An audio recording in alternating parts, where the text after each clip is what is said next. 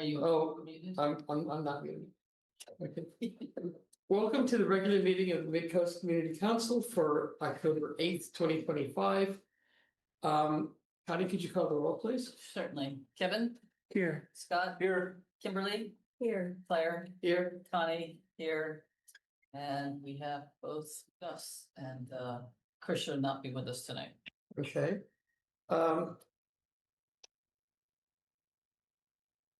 So the first item on the agenda is reports from other government officials. And Marisol, you're here, correct? Yep. I'm here. Is Ray coming? He is. Let me just checking with him. 1 second. He's the first person on the agenda. He's not in this section. So if you have a report for us, you could go ahead if you like.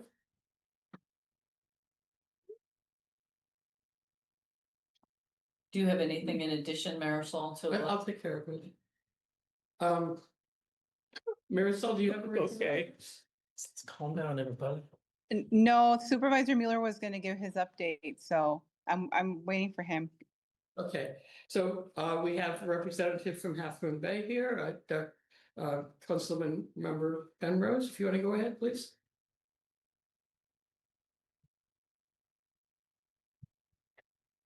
Sorry, I just had to unmute myself. I apologize.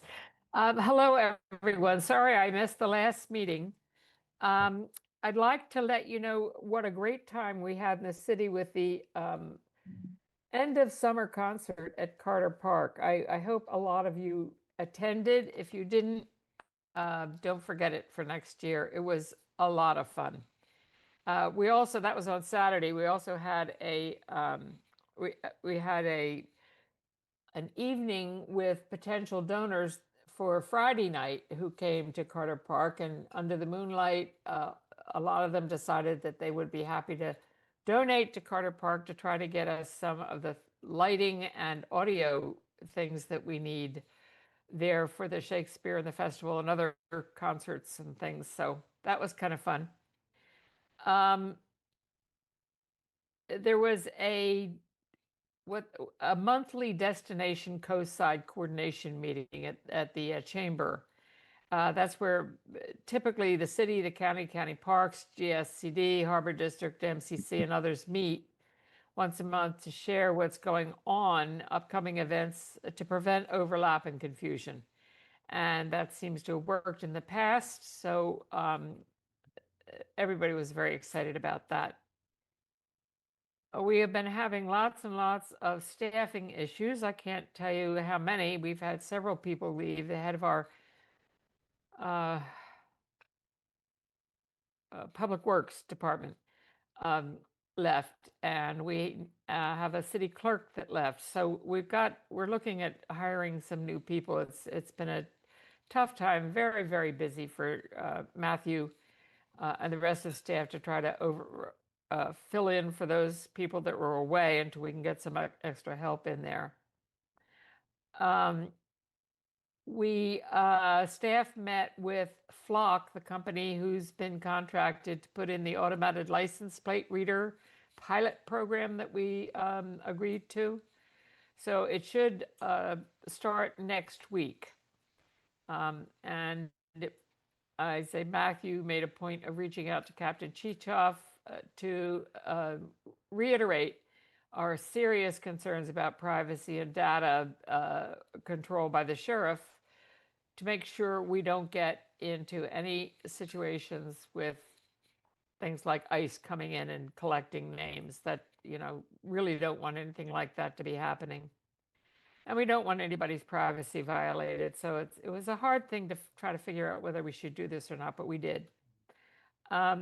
We continue to have had ad hoc 555 Kelly with meetings with Mercy Housing to see if we could move ahead with this 555 Kelly project. And we have a council meeting on October the 16th where the council will discuss the 555 Kelly project. And I think that's just about all I've got. We've obviously got the Pumpkin Fest coming up, and this Monday is the Great Pumpkin Way way off or way in, whatever, whichever way you look at it. So that should be fun. That's Monday morning at 8 o'clock. And then next weekend, the Pumpkin Festival. Not next weekend, the 18th and 19th. So that's 2 weekends. Right. Okay, thank you, everyone. Any questions? Any questions for the council for Councilman Penrose? No. Okay, thank you all. Wait. Anybody in the public have questions for? Apologize. Bob Brown, I guess, I don't know, for a reason, Probably because of Wait a second. Who's talking? Can't see who's talking. Who? I can't see anybody who's talking. Okay, was there somebody that wanted to had a question for Dr. Penrose? Okay, all right. Thank you very much for coming and giving us an update. You're welcome. Is there anybody else here from a government agency that wants to give us an update? This is Supervisor Mueller. Yes, Ray, you're going to be on the number 1 on the regular agenda, so Oh, wow. Okay. we have a special place for you. Okay. I will hold my comments till then. More than 3 minutes, right? Okay. Now we'll open the floor for public comment. Anybody who has something to say for up to 3 minutes on something not on tonight's agenda, would you please raise your hand? Okay, we have one person in the room. We don't have a podium tonight. If you'd like to come up and sit at the table so the microphone can pick you up. Thank you. My name Oh, is. you may be over here would be better if you want. Whatever. We don't have a chair there. We don't. Just sit here. Thank you. My name is Alan Moss. I'm a resident of Seal Cove in Moss Beach. I come tonight to try to fit within 3 minutes on 2 issues. First, I was going to say this to the Board of Supervisors this morning, but a medical emergency in my neighborhood prevented me from going, so here I am. Number 1, Seal Cove over the weekend had a sewer spill. It ran for 48 hours down the street, over the cliff, and into the ocean, into the reserve. Protected open space. 48 hours. Montero Water and Sanitary District refused to come out to do anything under their new announced policy that this is none of their affair anymore after 40 years of taking care of this. Without a public hearing, without a NEPA study, without a CEQA study, without anything. They just adopted that position. Not only did they not come out, they instructed Sam not to come out, which is beyond anything I can even imagine happening. Raw sewage flowing down the street in a neighborhood with young kids, unabated. Back in the day when I prosecuted water pollution cases for EPA, someone would have been out there within the hour. I reported it to San Mateo County Board of Health. They never called me back. I don't know if they ever showed up. I reported it to EPA. I got a written response from them to call San Mateo County Board of Health. And that took 72 hours to get. This is an untenable situation. Something has to be done about this. The ignoring Seal Cove by San Mateo County has to stop. This is just craziness. Raw sewage that goes unaddressed is just absolutely crazy. Just absolutely crazy. I don't know what you can do about it. I don't know what we can do about it, short of a lawsuit, which will surely come, much to everyone's detriment, because it will take a long time to resolve. It'll cost everyone a lot of money, but this cannot be. You can't walk away from a 40-year commitment and just say, we're not going to do this anymore. It's not in the power of homeowners to take care of sewer mains. Can't happen. That's number one. Number two, briefly, because I'm probably exceeding my time, I'm sorry. Last week, Sam called a meeting, which they say was not an emergency meeting, but they gave 24-hour notice of the meeting. There were 0 items on the agenda. The specific and only purpose for calling that meeting was to have a closed session with their lawyer to quote unquote, talk about their legal exposure to what's happening in Seal Cove. Stunning. They took public comment from 5 people that bothered to show up. There was no comments be made after the closed session. We None have were no idea allowed? what they talked about. None were allowed. No, wait, please. We don't respond to public comment. Go ahead and I'll ask my question to you after we do. I raised an issue of conflict of interest. It turns out that 2 members of the SAM board sit on Ontario Water Board. How can that possibly be? They're talking about legal exposure. If there is a lawsuit, they will both be named. Obviously, have to be named, necessary parties. They will be pointing the finger at each other, and 2 members sit on both boards. There has to be some way to address that issue. Can you wrap it up at this point? That's all I have to say. I hope you can do something, straighten it out. Does anyone here know if Sam is appointed or elected? There are 2 members from each of the agencies on SAM board. And they're appointed by those boards. I think so. I have a No. clarifying question. You cannot ask a clarifying question. Why can I not, Connie? Because- Are you making rules up as we go? No, I am not. This is a public comment, and I have a question to the public. And we do Did not. we speak to any individuals at SAM or at these other places that we can follow up with? Kevin, that is not a clarifying comment. Yes, it is. We are not engaging in the. Claire, you need to take it down a notch. You've been hot since I walked in the door. Slow your roll. Really. This is uncalled for. Please stop. It is uncalled for. Stop. On your behalf. Stop. You're acting inappropriately. Stop. I've already gotten 2 text messages about your tone tonight. Stop. You stop. Thank you. I'll follow up with you, All right, thanks. which is what we're supposed to do. Ann Rothman? Thank you very much.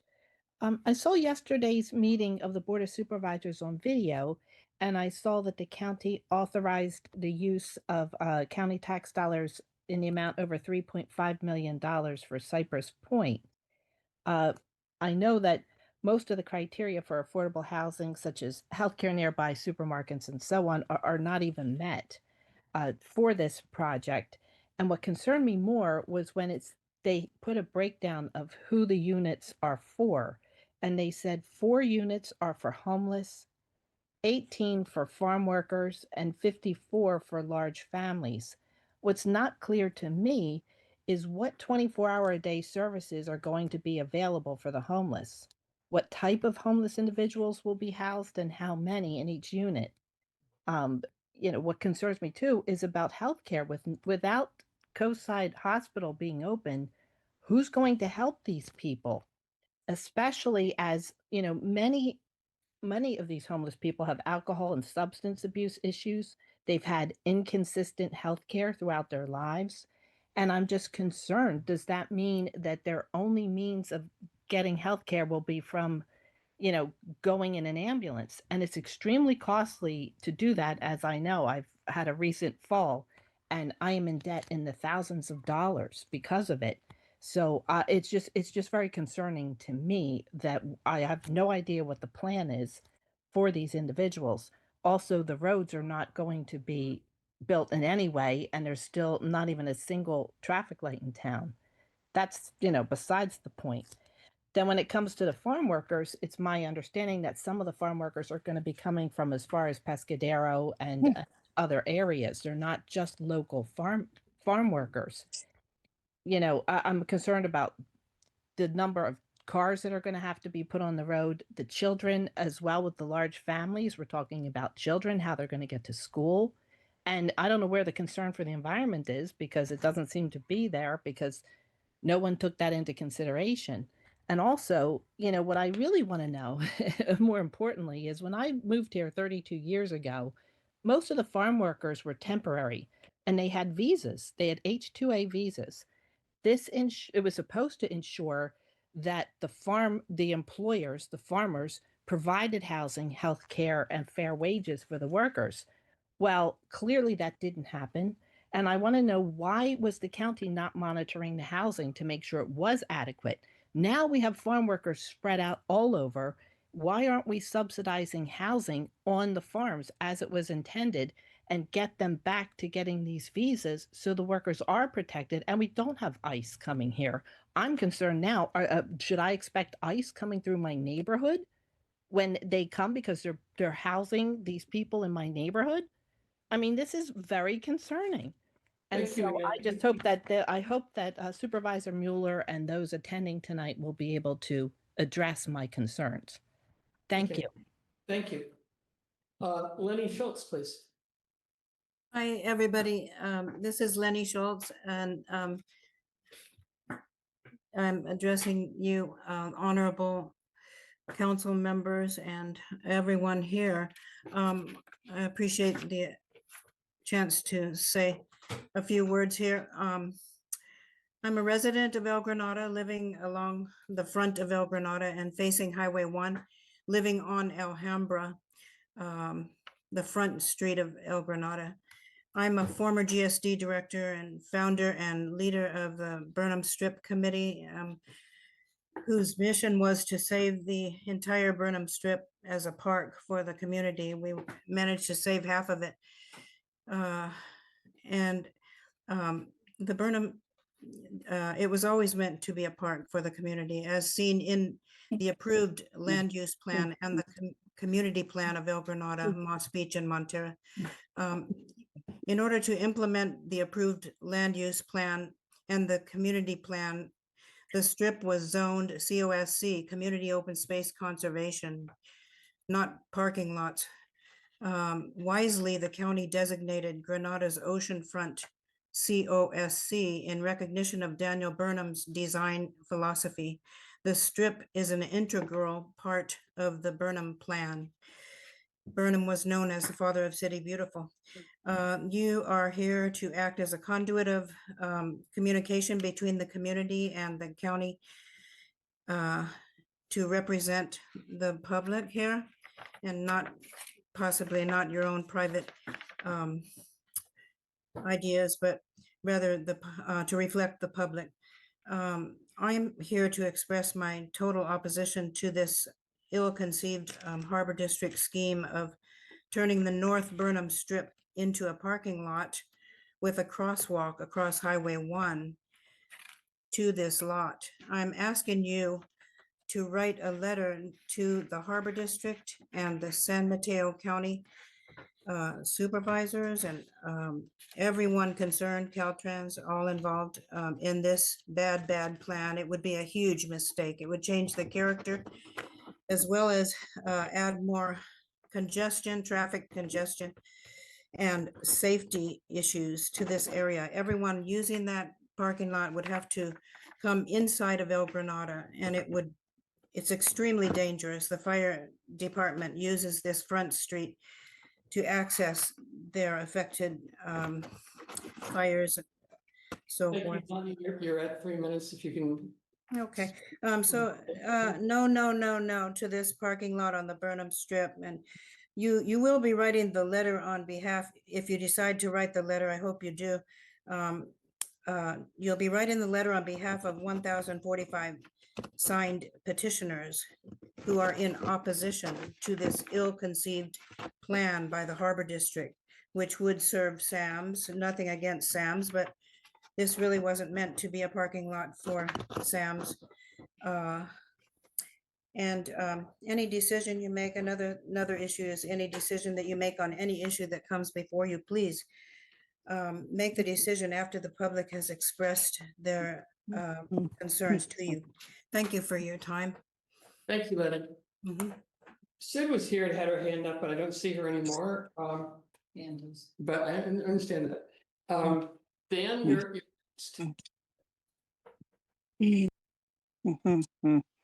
Yes, can you hear me? yes, he's also There's, coming. there's Like I some said, other noise. There's some, can somebody mute whoever's making the noise? There you go. Okay, Dan Haggerty, El Granada. I just wanted to shortly say that I agree with Lenny Schultz, everything that she just said. And I want to emphasize that, you know, this petition has really taken a hold, mainly spread by community members.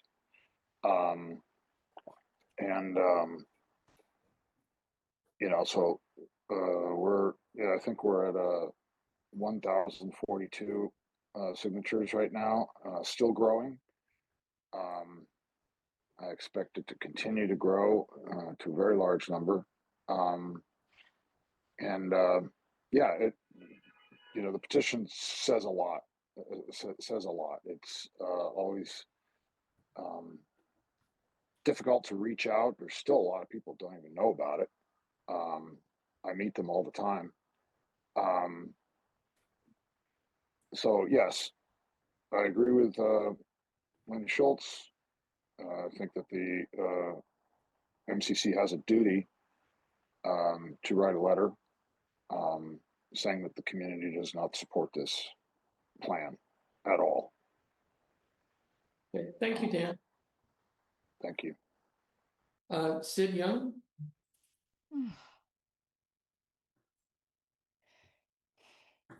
Okay, I don't see Sid. So, anyone Claire, else? Claire?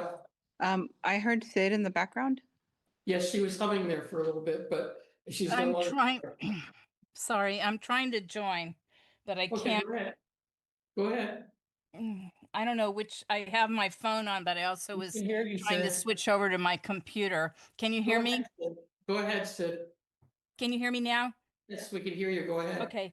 Yeah, I just wanted to say two things. One was that a lot of my neighbors in Seal Cove are asking me why MWSD has decided to terminate service to about 32 homeowners and businesses, including the Moss Beach Distillery.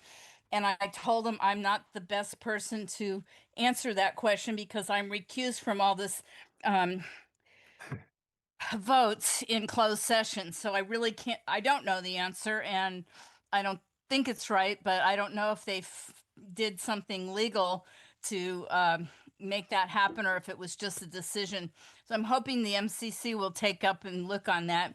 Then the second thing was that despite the fact that the fire department wouldn't approve the permit for Mid-Penn Cypress Point because of poor ingress and egress inside the units. The facility. The county just gave them another $3.5 million. It's probably the worst location of all the Mid-Penn properties to build something because they haven't they're not going to have the Highway 1 Moss Beach corridor finished till 2030, and the hospital's closed currently. There's not really any good shopping, at least unless you drive 14 miles round trip, and it's probably too many people crammed into that one spot because they said on the county records this week, Tuesday at the board meeting, that it was going to be 71 units. However, it turned into 76 units if you add up what they posted, which was, let me see if I can find it here. They say it's going to be 54 large family units, 18 farm worker units, and 4 homeless units. But if you add those numbers up, that's not 71, it's 76. So I brought this up during public comment at the Board of Supervisors, and Jackie Spear, I believe, said they thought they should have I forget what they called it now, a session to understand what the criteria was before they doled out more funding. But it sounds like they gave it to them because the state didn't provide funding they had promised. Anyway, I just want to let the public know that's what's going on. And I guess you have somewhere on your agenda about Carlos Street being declared no parking, which is probably a Yeah. good thing, So- but so I'll we wait can't- till you get to can't that talk about agenda that item. now. Thank you. Okay, good. We'll come to that later. All righty. So we'll close public comment. We have one more speaker. There's another Do we- speaker, Mark Epstein. Mark Epstein. This is about something that is on the agenda. Then you'll have a chance to talk about that later. Okay. Okay. Just make an announcement, the ballots should be in the mail on the special election in November, please. Get your ballots and take care of them. There will be a Zoom meeting of the League of Women Voters tomorrow evening on the issue. So if you want to tune into that, it might be helpful if you need help making up your mind. We'll move on to consent agenda. We have 2 meeting minutes on the agenda. Do we have a motion to approve them? I move we approve them. I'll second. Connie, could you call the roll? Sure. Kevin? Aye. I'm sorry, what did you say? Yes. Oh, I'm sorry. I said aye. Oh. I what? Scott? Yes. Kimberly? Yes. Claire? Yes. Connie? Yes. Okay, thank you. So we'll move on to the regular agenda. I appreciate Supervisor Mueller waiting online, and he has graciously agreed to do quarterly updates to the council. Obviously, if something comes up in between those quarterly updates, then we'll ask him back. But I will open it to Ray. Please go ahead, and I'm sure we'll have questions for you after your presentation. Thank you, Claire. I appreciate it. Can you all hear me okay? Yeah. Yep.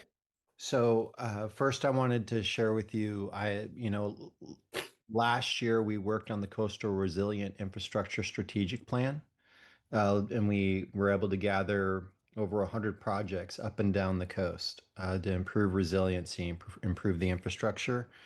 At the end of that project, we discovered the Trump administration went and cut many of the programs through FEMA that we were going to apply to for grants, which was unfortunate. But the good news is we recently met with Congressman Liccardo, who's working on creating a federal overlay, and he's adopted the CRISP and taken it for that program so that he can go ahead and look for funding for those projects.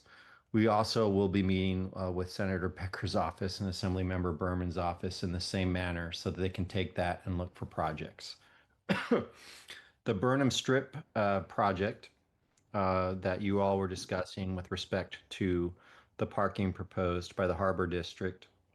I can't comment on the project myself personally because it may be coming to us through the planning process and an appeal, and I don't want to be conflicted out of the process.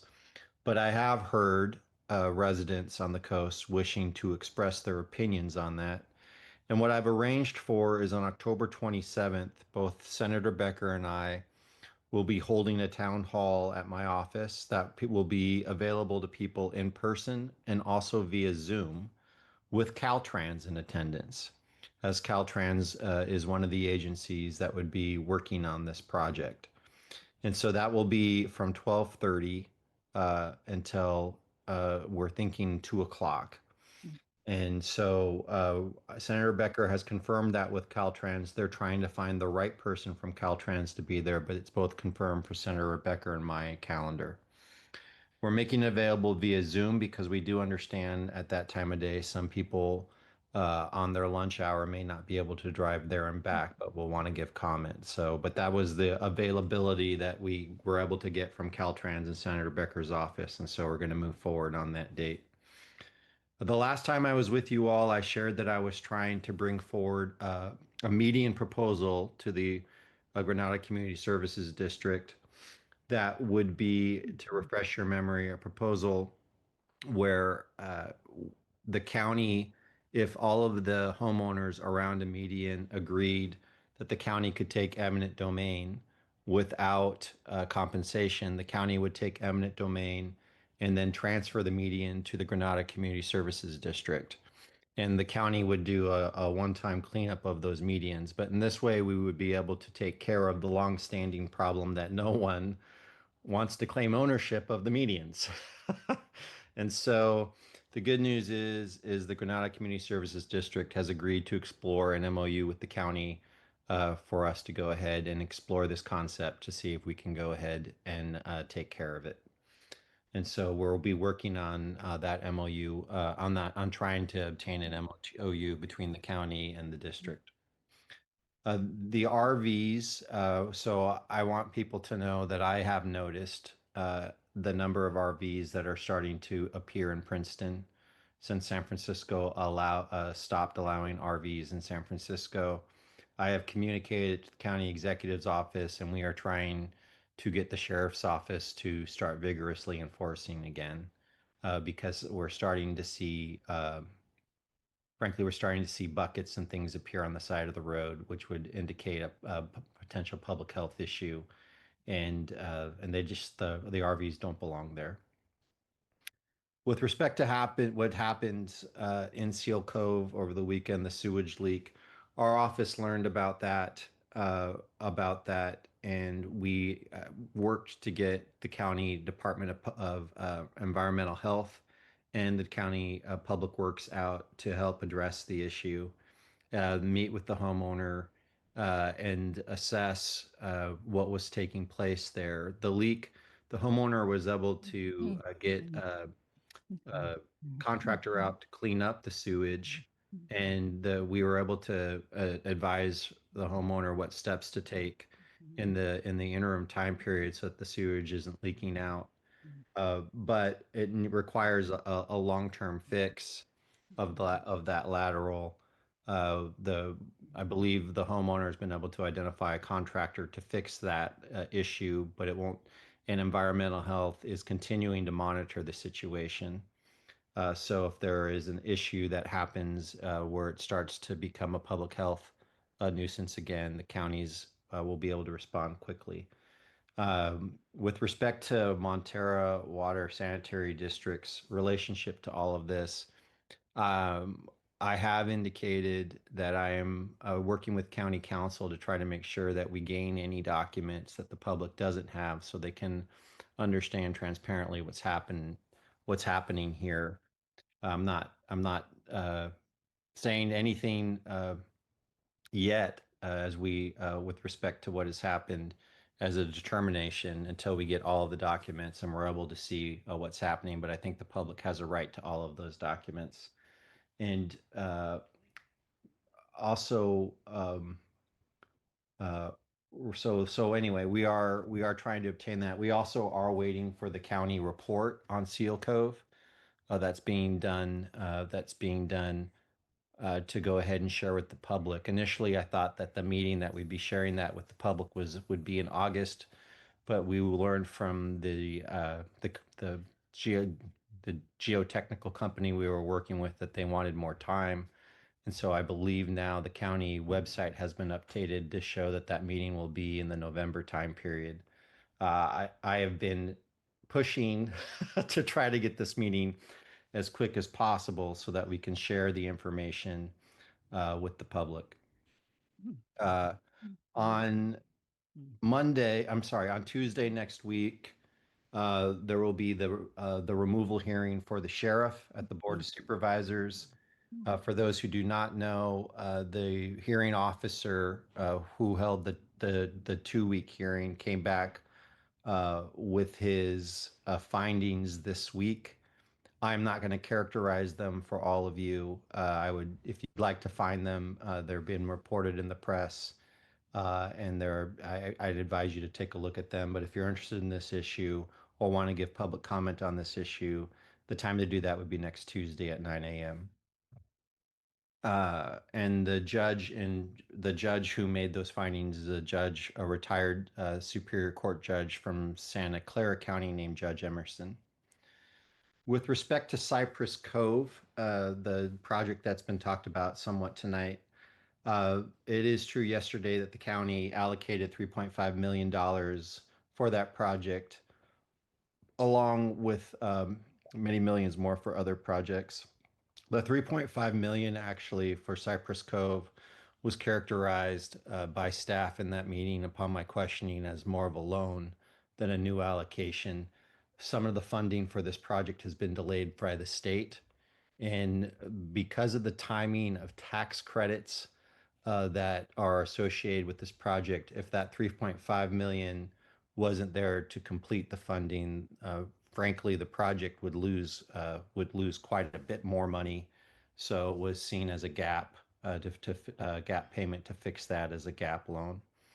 You know, I always have respect for the public, and I appreciate the concerns that people may have sometimes when we talk about the homeless. But I really also really encourage people not to paint with such a large swath that all homeless people may have drug problems or alcohol problems. An example I'd share with you all this week is that this week I've been working with a 17-year-old senior who worked as a real estate agent most during their life and was struck down with terrible diabetes and is now living on $2,000 a month Social Security and would love to try to go to work again. Could he get healthy? But he is homeless, and he, although he can drive, he is in and out of shelters, and we're trying to find him somewhere permanent to be. He is not a drug addict. He is not an alcoholic. He's a person who hit hard times, and we have many people just like that, and we have more and more seniors like that in our county who need permanent supportive housing, who can drive to get to health care but need help. So the county is also working with the fire district on access, as you were talking about. Carlos Street is having their parking. There's believe there's a discussion or a move to remove parking from Carlos, and I am pushing for more transportation improvements in that area. So that is. That's a pretty comprehensive update. If there's something that I didn't cover, please, and I know you won't hesitate to ask, but please do. Ray, you're okay with taking questions for a little while? Yeah, sure. Happy to. I know there's a lot of questions. I want everybody to get a chance to ask what they want to ask. So if you can keep your questions to a relatively confined space, that would be terrific, so we can get more answers. Let's start with the council. Go around the table. We'll start with Kevin. Hi, Ray. Thanks for attending. I'm glad to see that you're going to be here quarterly and provide these kinds of updates to us and the community.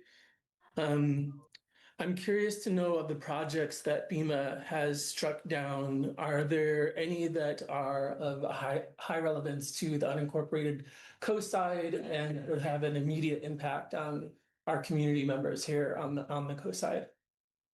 So the issues that we had with the FEMA grants ending. So the FEMA used to have a grant program called BRIC, and it was a resilience program that you could apply to go ahead and get funding for projects. An example, when I was on the Menlo Park City Council, we received a multi-million-dollar BRIC grant to protect the Bellhaven neighborhood from coastal flooding, from bayside flooding and storms.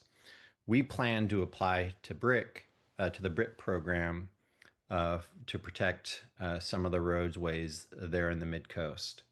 And when that funding went away, we lost basically the programs where we would be able to find that funding. So we've been struggling. When BRIC went away, that took away the grant opportunities that we had for many of the shoreline projects we had along the coast. I hope that's helpful. Sure, and just one clarifying question, the meeting that's scheduled from 12:30 to 2 p.m., can you repeat the date and the location? October 27th, Monday, and it's at my office. Thank you very much. No problem. Thanks, Ray, for your update, but I have no further questions. Kimberly? Thanks, Ray. I do have some questions. The first would be about the meeting with Caltrans He's- facilitating. Can you hear me? Oh, I'm sorry. Is this better? Can you hear me now? Okay, so the first question is about the meeting that you arranged with Caltrans to have the community give input on or feedback about the Burnham Strip proposed parking lot by the Harbor District. I emailed some questions earlier and they weren't responded to, and I'd like to ask you those questions now so that I can understand better. I have concerns that by having Caltrans facilitate such a meeting, you're having one of the primary stakeholders who has not participated or responded to the MCC on this matter or other stakeholders. So that's singling out a particular stakeholder and giving them sort of an upper hand in a way. To an agency that until now has not been publicly part of this particular project. And I was hoping more for a third party neutral or for the county to facilitate that meeting. The other point about the meeting is that the middle of the day for a lot of people is just not doable. It's mostly not doable for me because I work often during the lunch hour. And so I more than likely won't be able to attend, and neither will a lot of other working people. And I think, what is the goal of the meeting if not to provide an opportunity for all community members to attend and participate? If you want to try and answer those, and then I have two other questions. We might want to keep it to a minute. Well, so with respect to the second question, which was kind of more of a comment, I've been trying to get this meeting scheduled for 2 months. This is the only date that I've been able to get supplied to get this meeting to happen. It was a question of getting the meeting to happen or having to wait even longer for it. And I know that there are many community members who want to comment on this issue. And so if the message from the MCC and others is, Ray, thanks, but just wait until they give you a time at night, I can do that, but it might be a very long time. With respect to whether or not Caltrans is going to facilitate the meeting, we haven't really discussed who's facilitating the meeting. It's a town hall that Senator Becker are having. I'm not. It really is just to take public comment. I don't believe Caltrans is going to be presenting the project in any way, shape, or form. They're just going to be listening to what people are saying about the project. It's literally to listen for people to come and give their comments on it. Okay. Can you pick one of your two and do it? And Well, just actually quick, it's quick, two follow-up questions. And I sent these to Marisol. Montero Mountain, we've been asking for a response to 2 letters that we sent on that issue since last year. Is there any update for that? And then we also have been waiting for an official response to our request for to start the process for a lighting ordinance for the Midcoast. And is there any status update on that? So with respect to Montero Mountain, we'd have to first check in with Nicholas. Our office doesn't do work on Montero Mountain. So I'm happy to follow up with Nicholas to see if there's any information that he can provide to you on that issue. With respect to the lighting proposal, the planning office has not had the capacity yet to begin work on that issue. So we will continue to try to go ahead and get that within the projects that they have capacity to work on. Great, thanks. Thanks for coming, Ray.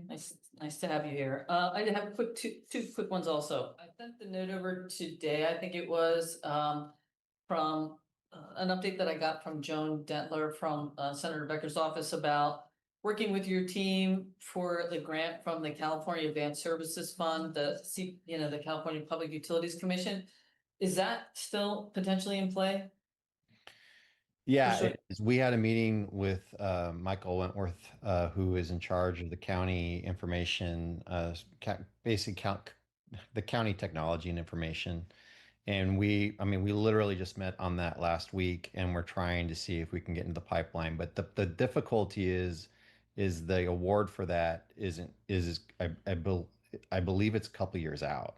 And so what we're trying to do, I'm actually trying to see if we can advance it, because it's incredibly frustrating to me that that project is still stalled over like $1.5 million.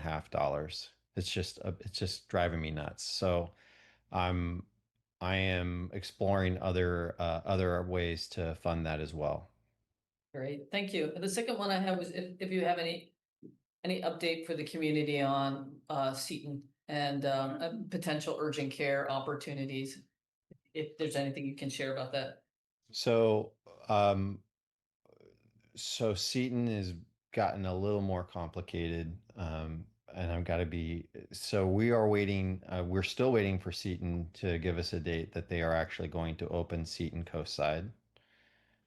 Dignity has officially told us that they are closing the urgent care center, even though it had pretty good usage. They are closing the urgent care center in Half Moon Bay.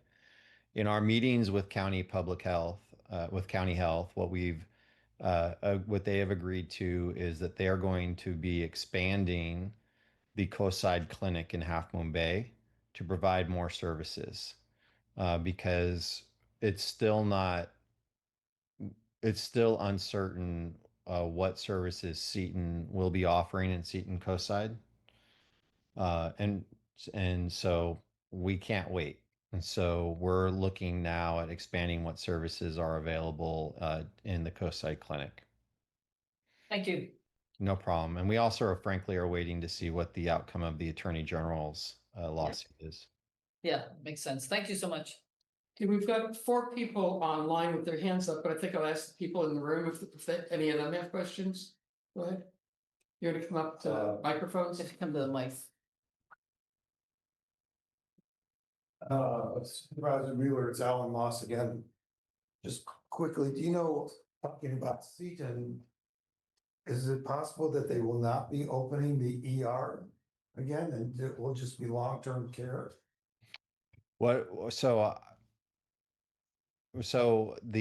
what we are hopeful for is that the Attorney General will not settle their lawsuit with Seton until there is a tolling agreement reached to keep the ER open for the amount of time that it's been closed during this construction period. And so should that be the case, then we will, once they open, have an ER for at least the 2 years. But it is within the Attorney General's discretion what they're going to do. And so this was when they originally closed it, this was my concern, is that this year would disappear and we would be at the end of the time period that they were required to keep it open from the original agreement. So we are hopeful. What I hear from county council is they believe there will be a tolling agreement, but there has been no announcement yet. And so this is really in the Attorney General's discretion and control. It was originally their agreement with the Attorney General that would be kept open this long. And that was under Attorney General Harris. Thank you. I mean, it's so crucial. But I mean, there's no healthcare facility here when traffic is heavy to get someone in an emergency condition. I completely agree. So just 2 other quick questions. One is, you mentioned that we're working with the county council to get records from Ontario Water Sanitary District. Would that be pursuant to the records request that you personally filed? Or is this something else? I am right now trying to work with county council to do a follow-on request. meeting on to your records request? Yes. A second. Okay.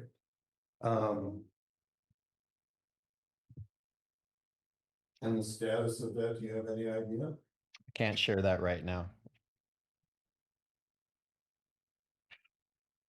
Because Okay, Well, you know- so what I would say is that if the Midcoast Council wanted to send a letter of support for the county trying to obtain these records, it would be welcome. okay, and lastly, you referred us to the county website about the geotech report. That says that they are anticipating an update in late October, early November for, I guess, the report. Prior to this delay, there was going to be a community meeting following the release of that document, which was supposed to be at the end of July, I believe. And then you asked for a 30-day period for people to review it, and then there was going to be a community meeting. So if it's accurate that the report will come out late October, early November, when do you anticipate a community meeting, or do you? I still intend to have a community meeting, yes, within the 30 days. So same timeline, it's just been delayed. But as I said back then, I'm committed to having people available to explain the report to the community. Okay, thank you. Thanks. Thank you. Anybody else in the room have questions for Ray? If not, we'll close that part and go to the people online. I appreciate everybody keeping their questions concise so that we can get as many answers as possible. We'll start with Dan Haggerty. Dan? Yes, can you hear me? Yes. Yeah, thank you, Ray, for your report. I've got 3 questions. First, on the October 27th meeting, second on status of the multimodal trail, and third on the medians in El Granada, eminent domain. So what time is the meeting going to be on October 27th? It's going to be 12:30 to 2. Okay. Well, I agree with Kimberly that a midday meeting will really have a bad look to the community. There's Well, very large. okay. I'm happy to cancel the meeting then, but it means it's going to be put off longer. It's the only date I could get from Caltrans.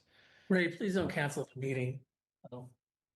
Like, I mean, Well, we're let going to me make it finish. available via Zoom, but I mean, if people aren't, I don't want to be, and I'm sorry to interrupt you, Dan, but if people don't, I'm happy to, I want to make people happy and I want to give people the opportunity to do this. So if it's going to be interpreted that we're trying to do something other, I'm fine to cancel it and try to do it at a different date.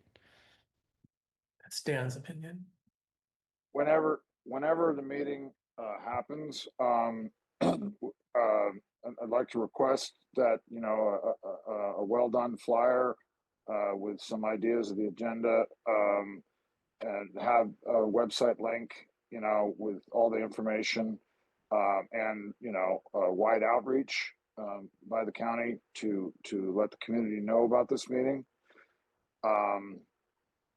And as far as the status of the multimodal trail, I remember that you indicated at our community meeting with you earlier this year that you were going to take action, and communicate with Caltrans on prioritizing this. I mean, it's in all the documents. It's been in plans for a long time, and I think the time is now to be bringing this to the surface and start planning for it.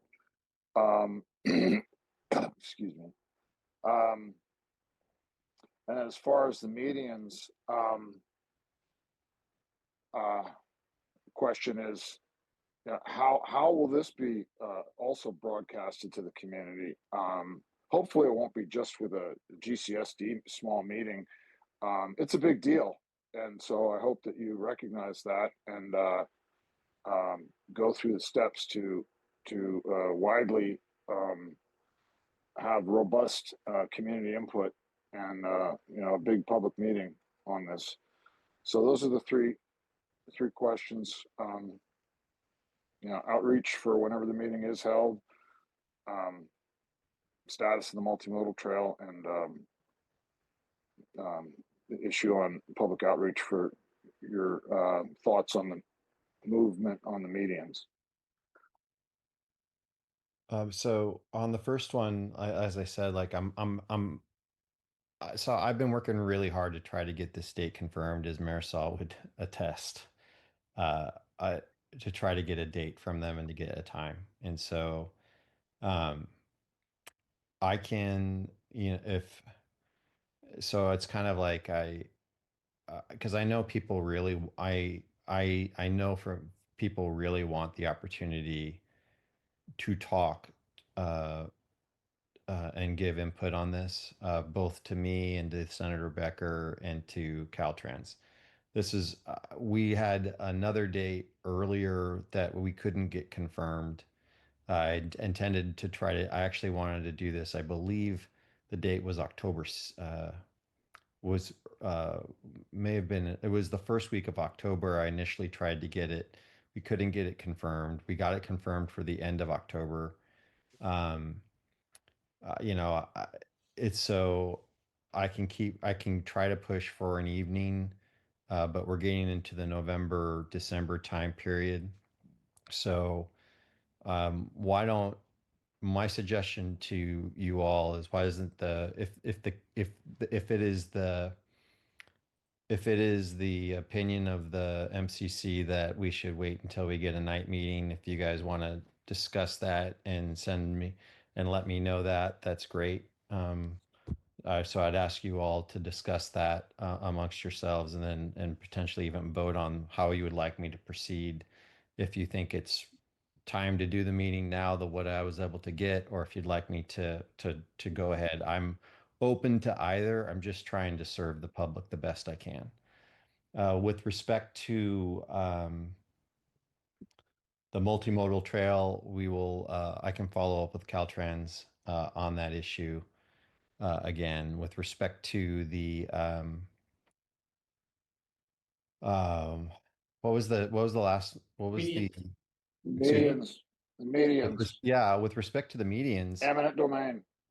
well, so we can't take, so the way that works is that for those who live around the medians, a letter is going to be sent to each home asking them, would they agree to eminent domain? It's not going to be a forced eminent domain. It's going to be a question to each home surrounding a median saying, do you agree to do this voluntarily and not charge anything for whatever stake it is you had in the median? If one homeowner objects in the neighborhood, the county's not going to proceed. If none of them object and they turn it over to the county, then the county will then go per the terms of the MOU and turn it over to GCSD. It's my understanding that GCSD does intend to have a discussion with the community of what they do with those medians. But it's certainly from a perspective of at least myself and others, is that it makes a lot more sense for the Elginar Community Services District to control the fate of those medians, as opposed to the Board of Supervisors, of which you only elect one. So I'm happy to, we will do obviously a bunch of outreach to the neighborhoods at the time we send them those letters. And I will commit that the county will work with the Elginar Community Service District to let everybody know when the meetings are that the Elginar Community Service District is going to have to discuss the MOU and the medians. Right. That'll be announced to the broad community, right? Not just the neighbors bordering the medians. I will, it's whoever's in the Elginar Community Services District. Okay.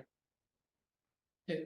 Ray, we've got three other people, Ann, Rothman, Sid Young, and Dolores Silva that all have quick questions for you. If you can stay for those, then we Okay. can let. Yeah, happy to do it.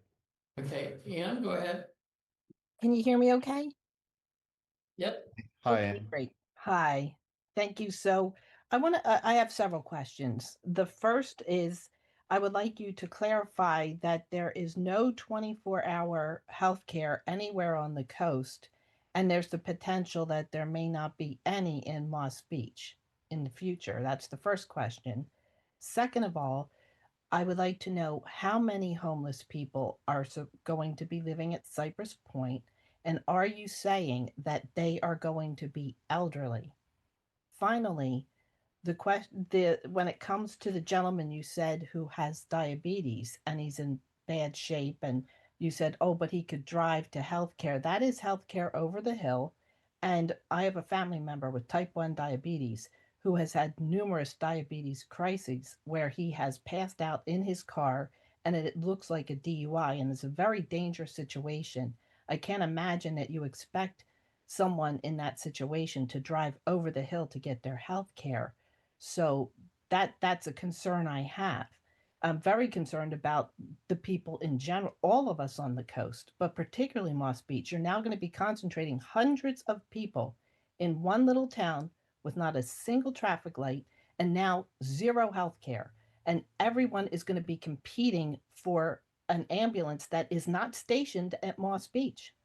So just, I just want you to be aware of this, potential lawsuits down the road, because this is not safe and this is not a safe situation. That's a statement, not a question. Sorry.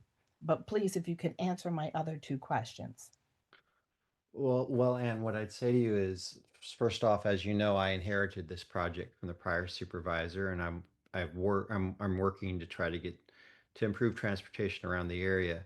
But there are already hundreds of people living in Moss Beach in its current conditions, and they're going to continue to live there in its current conditions. And, to say that you have a family member who's unable to drive, who has diabetes, frankly, doesn't mean every person who has diabetes is unable to drive. And with respect to what healthcare looks like in the Midcoast, I don't know if Seton's going to reopen in the next 3 to 4 months. Um, but I know that we're pressing for it too. And I know that the county's pressing for that emergency room to reopen for at least the next 2 years with the tolling agreement. And I know that we're working really hard to go ahead and get that community clinic down in Half Moon Bay addressed as well. So those are all things that are in process, and I would expect it is our goal that we will have Seton in that emergency room reopened before that. Well, frankly, before construction's finished on Cypress, should it start anytime soon. So I think I just addressed all the questions. And Ann, No, actually, you didn't say, you did I'm not not, answer the question. and respectfully, I'm not going to be answering any more questions on the issue. Okay, so you're saying that you're not going to state the type of homeless people who are going to be there and how many? God. And so yesterday they said that there were 4 rooms, 4 of the units being dedicated to homeless people.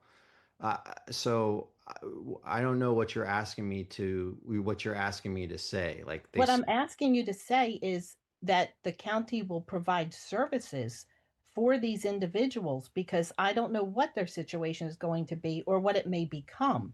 If they are ill, if they are in need of services, I want to make sure that the county is saying that you will in fact provide whatever they need.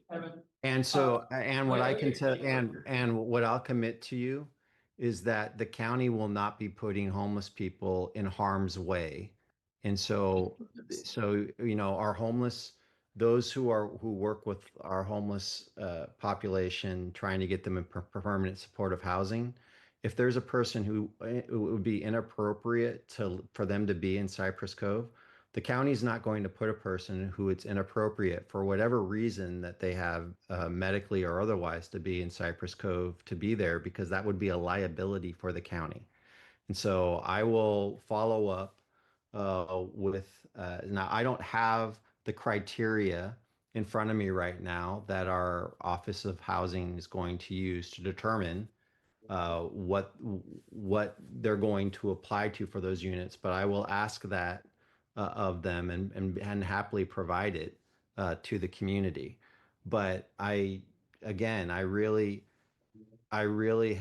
caution people not to paint those who are homeless in this county with such a wide swath of a paintbrush. There are many people who are living in this county who are trying to survive on Social Security, who just cannot afford a place to live, and that is their only difficulty, is that they just can't afford it. Thank you, Ann. Thank you, Ray. Sid Young and then Dolores Silva. Thank you very much, Ray. Welcome to the MCC. We're glad you're here. And I think co-siders know that you're doing your best with all the leftover unfinished projects that Don started. So maybe people are upset, but I don't think it's with you specifically. I want to make a correction. You keep referring to it as Cypress Cove. It's called Cypress Point in Moss Beach. Cypress Cove is a townhome community in Half Moon Bay, right next to Stone Pine Cove. So that might be where you're getting confused. You're right. I have Seal Cove and Cypress Point joined in my head. I There's a lot of apologize coves. for that. Okay. I accidentally merged them. I know they're different places. Just the two names It's caused me to complicated, misspeak. but you said Yeah, it twice, so I wanted to just let you know.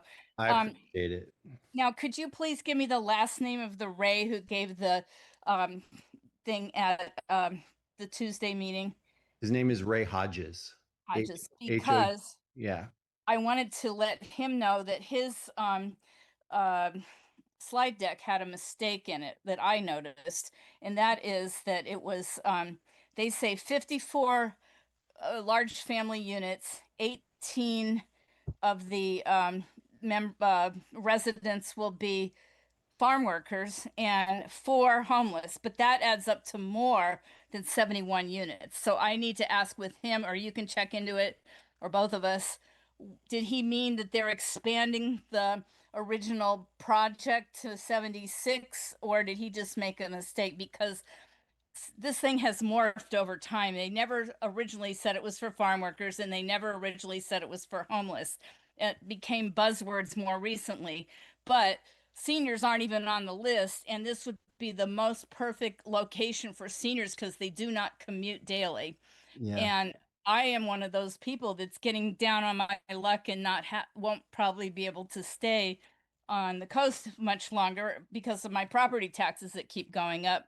So I'm not looking against homeless. I might become a homeless, but I'm just saying they misstated all their numbers.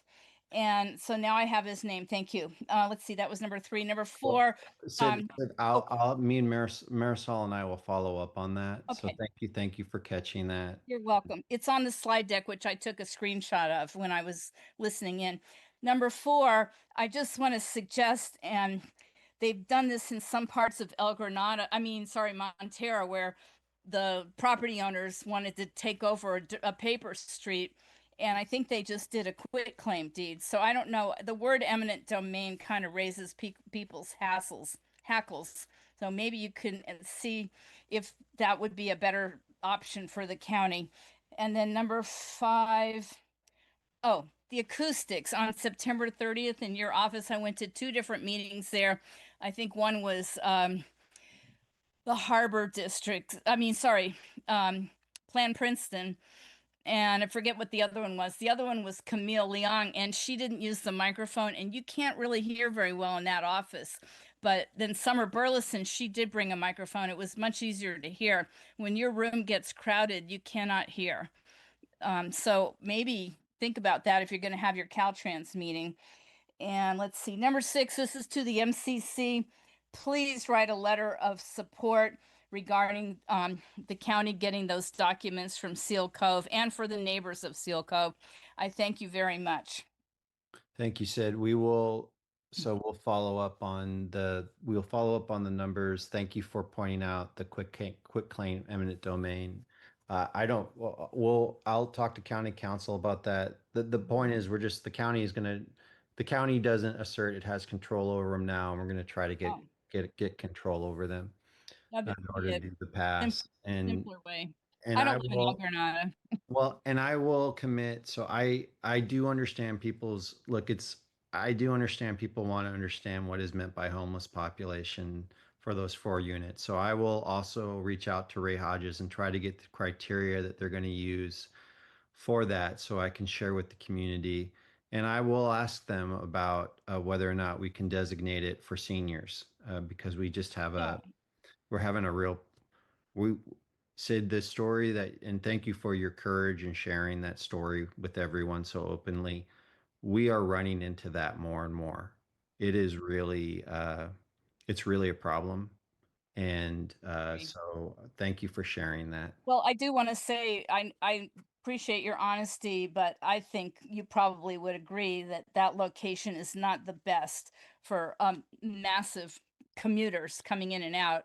And I do think they did overlook the seniors because I went to every Mid-Penn meeting from day one, and we all said it's a terrible location. There's no school buses. Why don't you make it for seniors? And everybody would have probably supported it.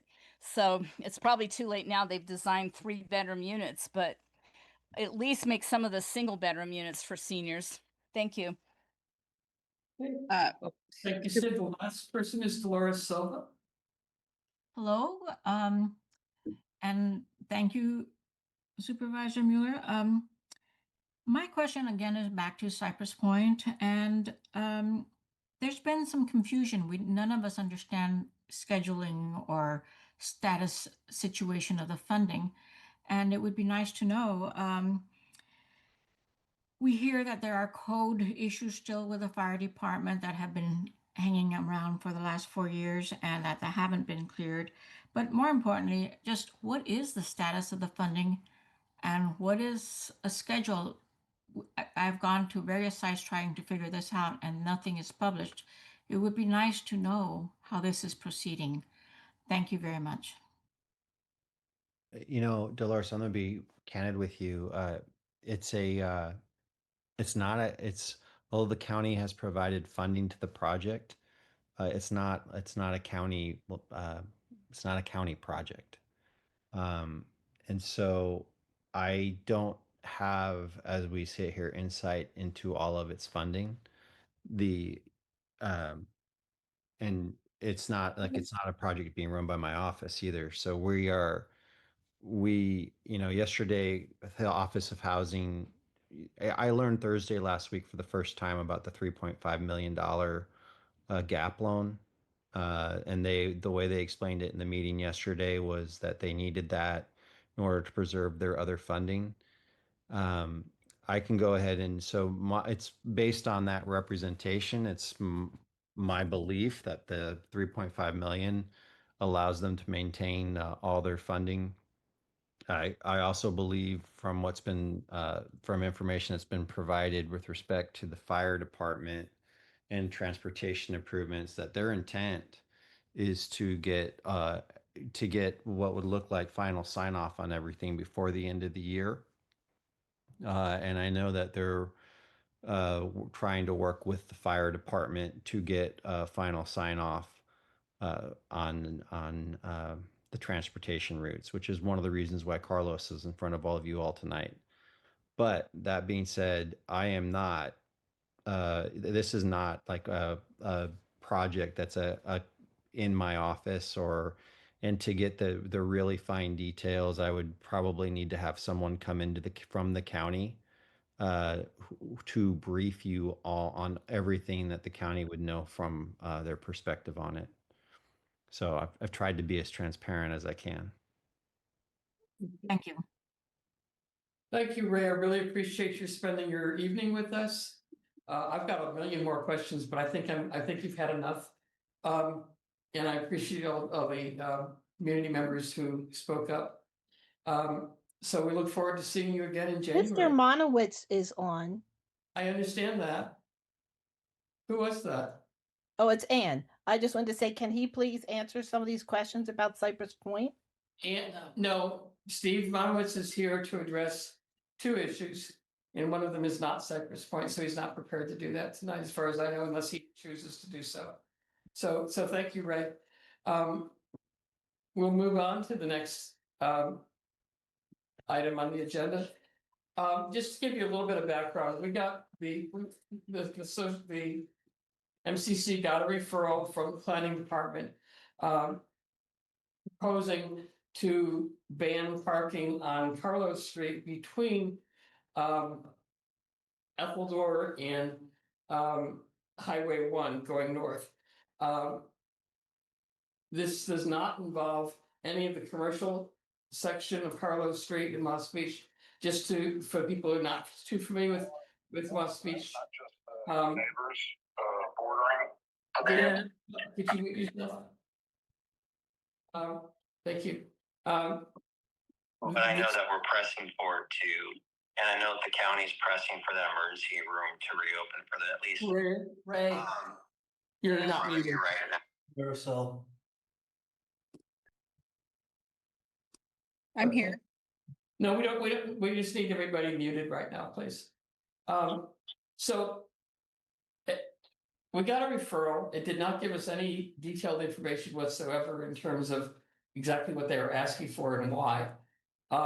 Apparently it does not involve the commercial district of Moss Beach. Everything is still allowed to be parked. There's still parking allowed on that section. It's only the section between north of the commercial district up to where Carlos intersects with Highway 1. From what we can ascertain from the planner, this is primarily at the request of the fire department, because the new fire department off the building will be on Stetson right as it intersects with Carlos. And they feel like they need to have a clear path to get out onto the highway, and therefore would like to ask there not to be any parking. The planning group thought that might be pretty reasonable, but we didn't have much information. And we thought we would come here tonight and see if people in the community had a concern about this that we should react to. And we were lucky enough to have Steve Monowitz, who is the head of planning, agree to be here tonight to present exactly what we're looking at and why. And since Steve is here, and I think you got my message on this, Steve, I hope you did. We have written to you on a couple of occasions asking your help with formulating a dark skies ordinance. And we're hoping that while you're here tonight, you might be able to update us on how we can work with you to make that happen. But we'll start with the Carlos Street situation. And Steve, you want to present anything on that or? Yes, I'm happy to. Good evening, Madam Chair and council members and residents of the Midcoast. Really happy to be here with you tonight. And yeah, I'm happy to cover some of the questions about Cypress Point and Carlos Street. There's certainly a connection, but you know, the fire lane that's being proposed is intended to serve the entire community. And we'll get into that. And then I'm happy to talk about the dark sky ordinance. So let me start with Carlos Street and let you all know that, you know, all the discretionary permits for that project to proceed have been approved, right? We're now at the building permit stage and we're working all the details out about how it's going to be implemented to ensure code compliance. And we've been collaborating with Coastside Fire on making sure that there's sufficient access, not only to the site, but to the entire community. Some of you may know that the fire code requirements for safe access has changed over time, right? So the residential community adjacent to Cypress Point, the roads are technically not fire code compliant. And so ensuring that Carlos Street is going to be remain free and clear of obstructions to emergency vehicles in a response situation is important not only for this project, but for the entire community. Many of you might ask, well, there's a station right next door, right? Isn't that sufficient? And I asked the same question, and the answer that has been given is that, that station might be reporting to another incident. And so in the event that they can't respond to the local neighborhood, we need to have backup. And I know some speakers have mentioned there's the rebuild of the station, and so that's another factor. But this has been a collaborative process with Coastside Fire. Installing the no parking signs along Carlos, we felt would be the best way to provide safety to the community in a manner that really minimized impacts to the community. Because if we look at other routes to say, okay, we got to keep at least 20 feet clear of parking, then it would probably disrupt some of the street parking used by residents. Carlos Street is not only, not really heavily used for parking, but I think you'd all agree it's a nice pedestrian and bike route, and having it free of cars, and that will just enhance the pedestrian and bicycle experience. And the establishment of the no parking zone, and this is for the entire length of Carlos, north of the commercial area, as your chair has pointed out. But once you get off Highway 1 onto Carlos Street, the entire length will be designated no parking. And it's really the first step in realizing the dream I think we've all shared about really making that a jewel in the crown of the coastal trail. It's a beautiful route for pedestrians, bicyclists, alternative forms of transportation. And we do intend to move forward with widening it to meet fire code requirements. And if we can obtain the funding, installing, like I said, a jewel in the crown in the coastal trail. We hope it will serve the community well in terms of providing additional fire safety, as well as maintaining it as a beautiful walking and biking path. And I'm happy to answer questions you guys might have about it. Let me just quickly, I know there's a lot of questions about the Cypress Point project, where it's at, and I think I can settle the score on a lot of those questions. I'm not the expert in the financing. That's not so much what I deal with, but I do know they're really up against the deadline to secure the tax credits so they can move forward. And so we're really working diligently to resolve all the issues necessary for them to do so. The conditions of approval are clear in terms of the number of units. And so to the degree there's questions about how many units there are, I can assure you that the Planning and Building Department will make sure that the number of units match the approval granted by the Board of Supervisors. There was, I think, if I recall correctly, and don't quote me on this because I don't have the facts at hand, but I think there had been identified that a certain percentage of the units would be reserved for farm worker housing.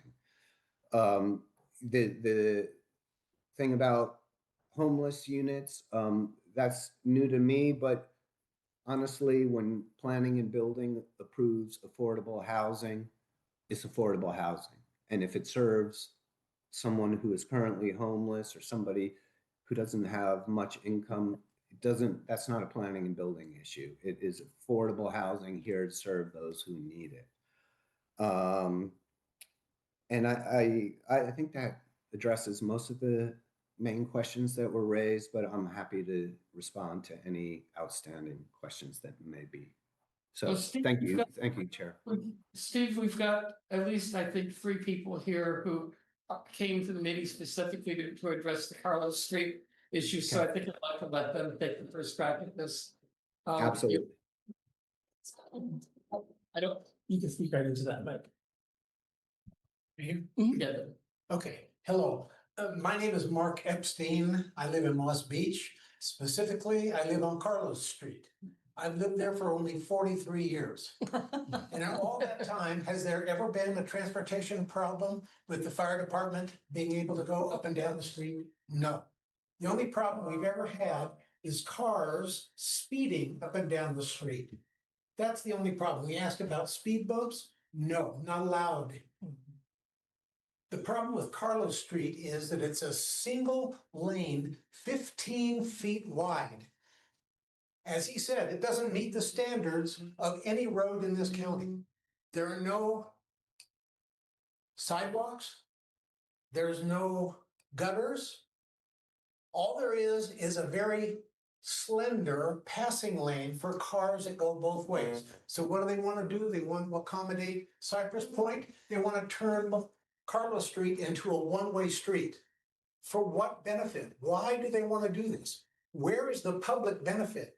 The only consequence that I know of is the inconvenience to the 5 houses that are on that street. The only people who park there are periodic helpers. My next door neighbor, they're both disabled, elderly disabled people. They have caretakers that come to take care of them. Where do the caretakers park? We do not have parking for contractors, for landscapers, for plumbers, electricians, the normal problems that people have, except on that area across the street, which is an easement. Why don't they complete the second lane? The county owns that property. Why don't they complete it and make it a full street? Then if they want to have parking restrictions, fine.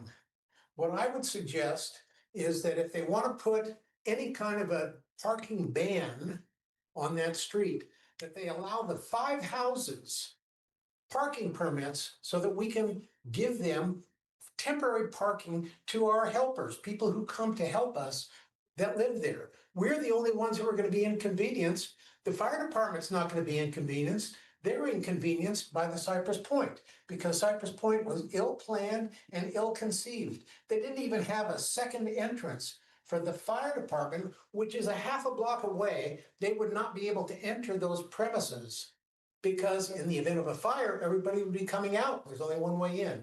So after the community meetings, they finally got the hint that safety was important. Now there's going to be an ingress and an egress. Well, thank goodness. It's not on Carlos Street. They have access on their own street. So, I don't have a lot to say. I just have a lot of questions. Why are they doing this? Is there any other single block in Moss Beach or Montera where parking is prohibited? Is it just on my street? Thank you. thank you. He raises a good point, Steve. Is there any plan to upgrade that street in any way when they make these changes? Oh, yes, absolutely. As I mentioned earlier, the county intends to not only make the roadway of travel for vehicles compliant with fire code requirements, but also to include a state-of-the-art parallel trail for pedestrians and bicyclists. Obviously, that's a huge investment, right? And it's part of our Connect the Coastside plan.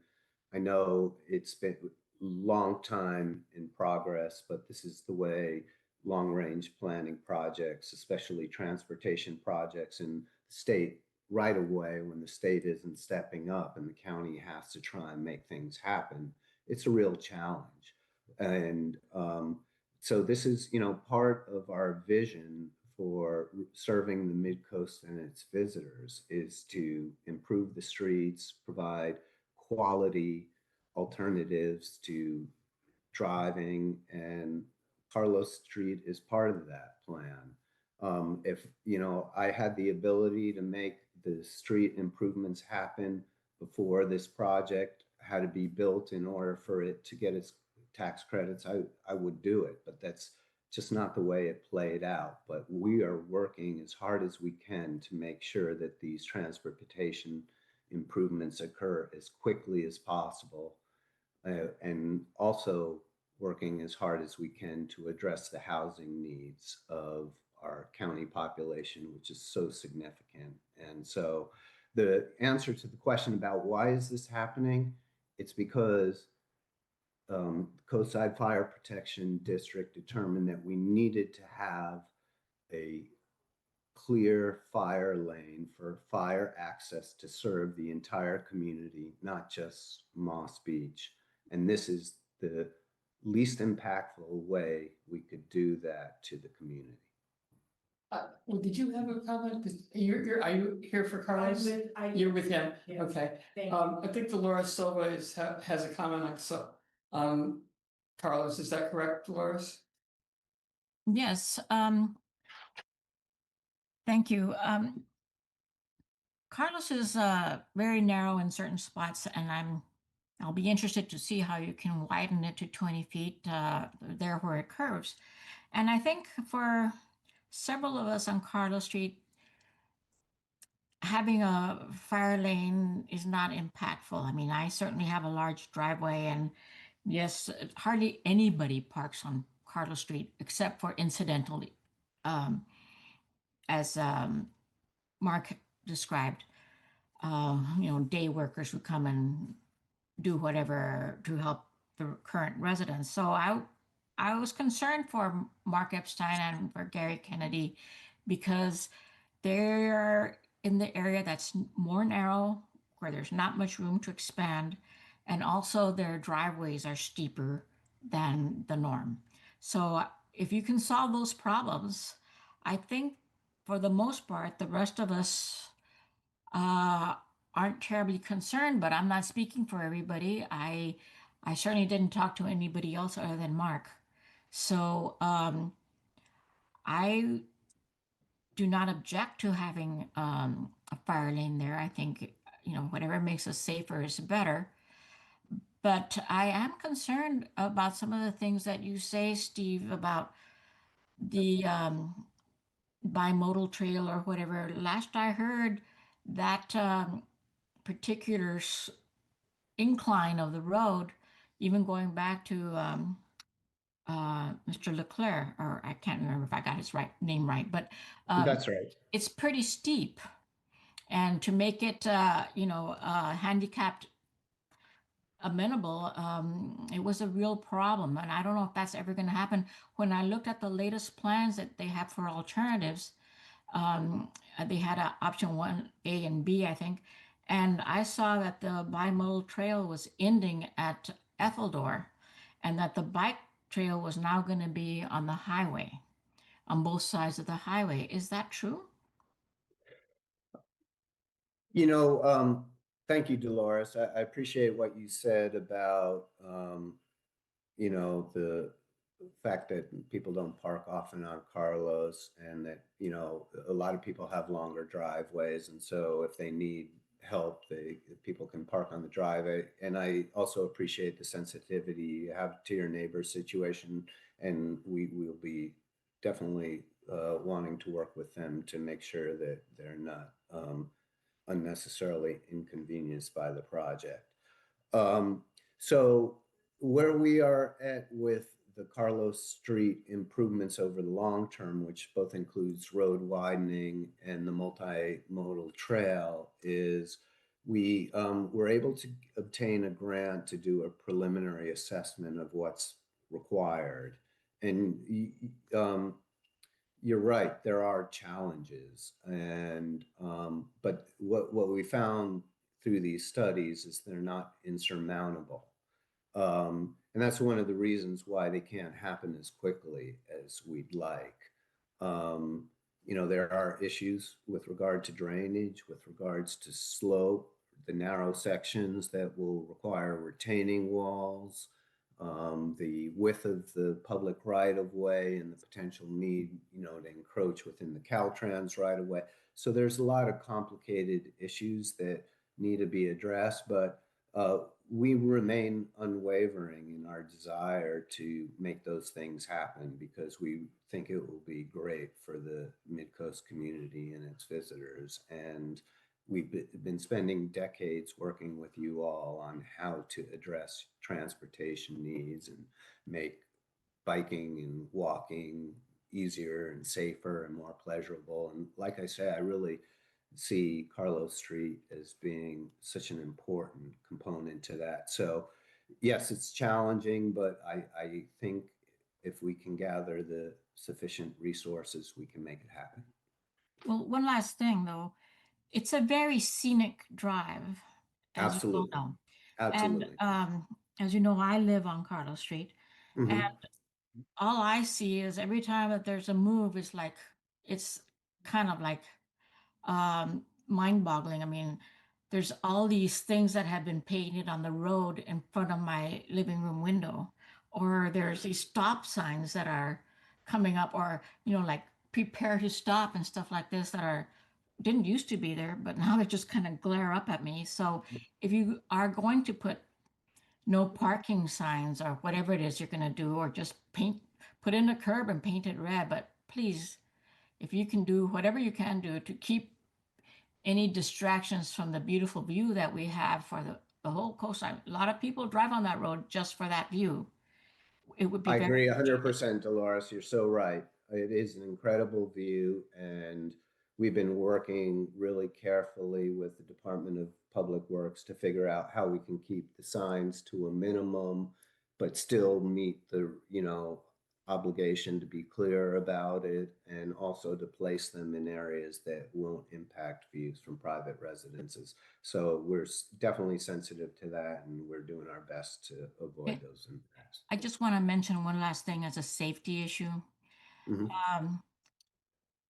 As you know, that embankment is pretty steep at the highest point down Yeah. to the highway.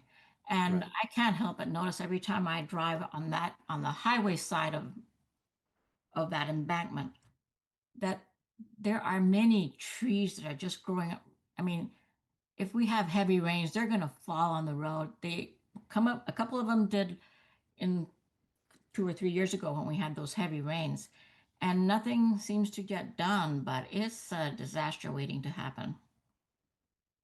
I hear you 100%. I mean, we're really pushing Caltrans to take responsibility over the maintenance of that right away, as I know, many of the folks in the Midcoast are, and we definitely feel like more can be done to ensure that that vegetation is clear. So it's not only a hazard of falling down, but it improves sight distance, which is Yes. another safety issue in that area. So we're certainly attuned to that, and we're working with Caltrans to address it. All right. Thank you. Thank you, Dolores. I want to do this a little bit differently than usual because I know there's other people that have their hands up. I wanted to give priority to the people who lived on Carlos Street. And the MCC planning group will respond to this referral and include your concerns. But Steve it's a privilege to have Steve here tonight. And I don't want to end this without talking about the lighting. This is something that we've been working on for like 2 years, or asking people to work with us for over 2 years. We've been referred by Supervisor Mueller to your office to help coordinate the formulation of a dark skies ordinance. And we just have gotten nowhere. And since you're here tonight, perhaps you can help us figure out what we need to do to make this thing start working. Yeah, thanks, Claire. I'm sorry you feel that way because I know I get swamped with emails and I don't respond to all of them as quickly as I'd like. But many of you know that Camille Leung, our senior planner who works with the COSI Design Review Committee, has been working on updates to the design review standards. Okay, go ahead, She's Claire. coming next week. She's coming next week, exactly. And I'm glad to hear that. and I when you first reached out to me, she was the first one I reached out to myself in terms of, okay, how can we support this effort, right?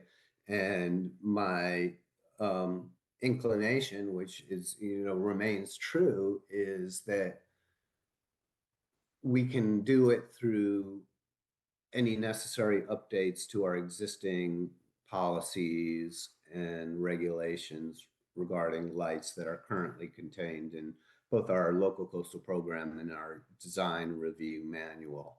And so there's two main points I'd like to make. Number one is that we already have regulations on the books that talk about minimizing impacts of lighting, that require lighting to be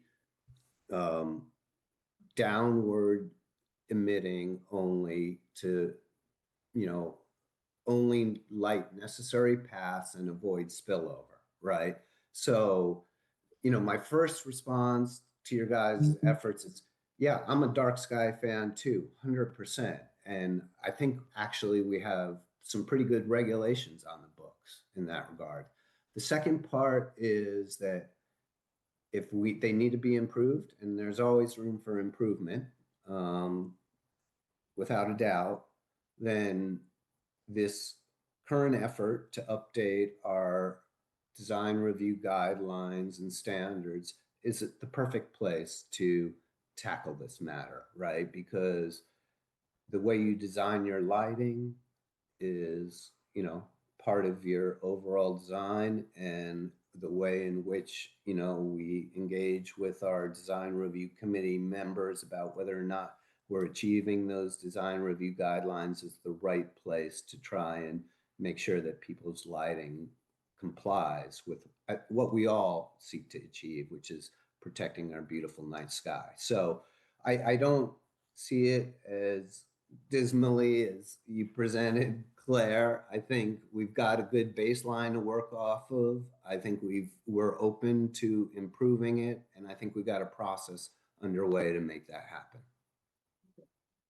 What I'm going to do with the rest of your time here, if you don't mind, is ask people on the council for their comments and questions. I'll start with Kimberly.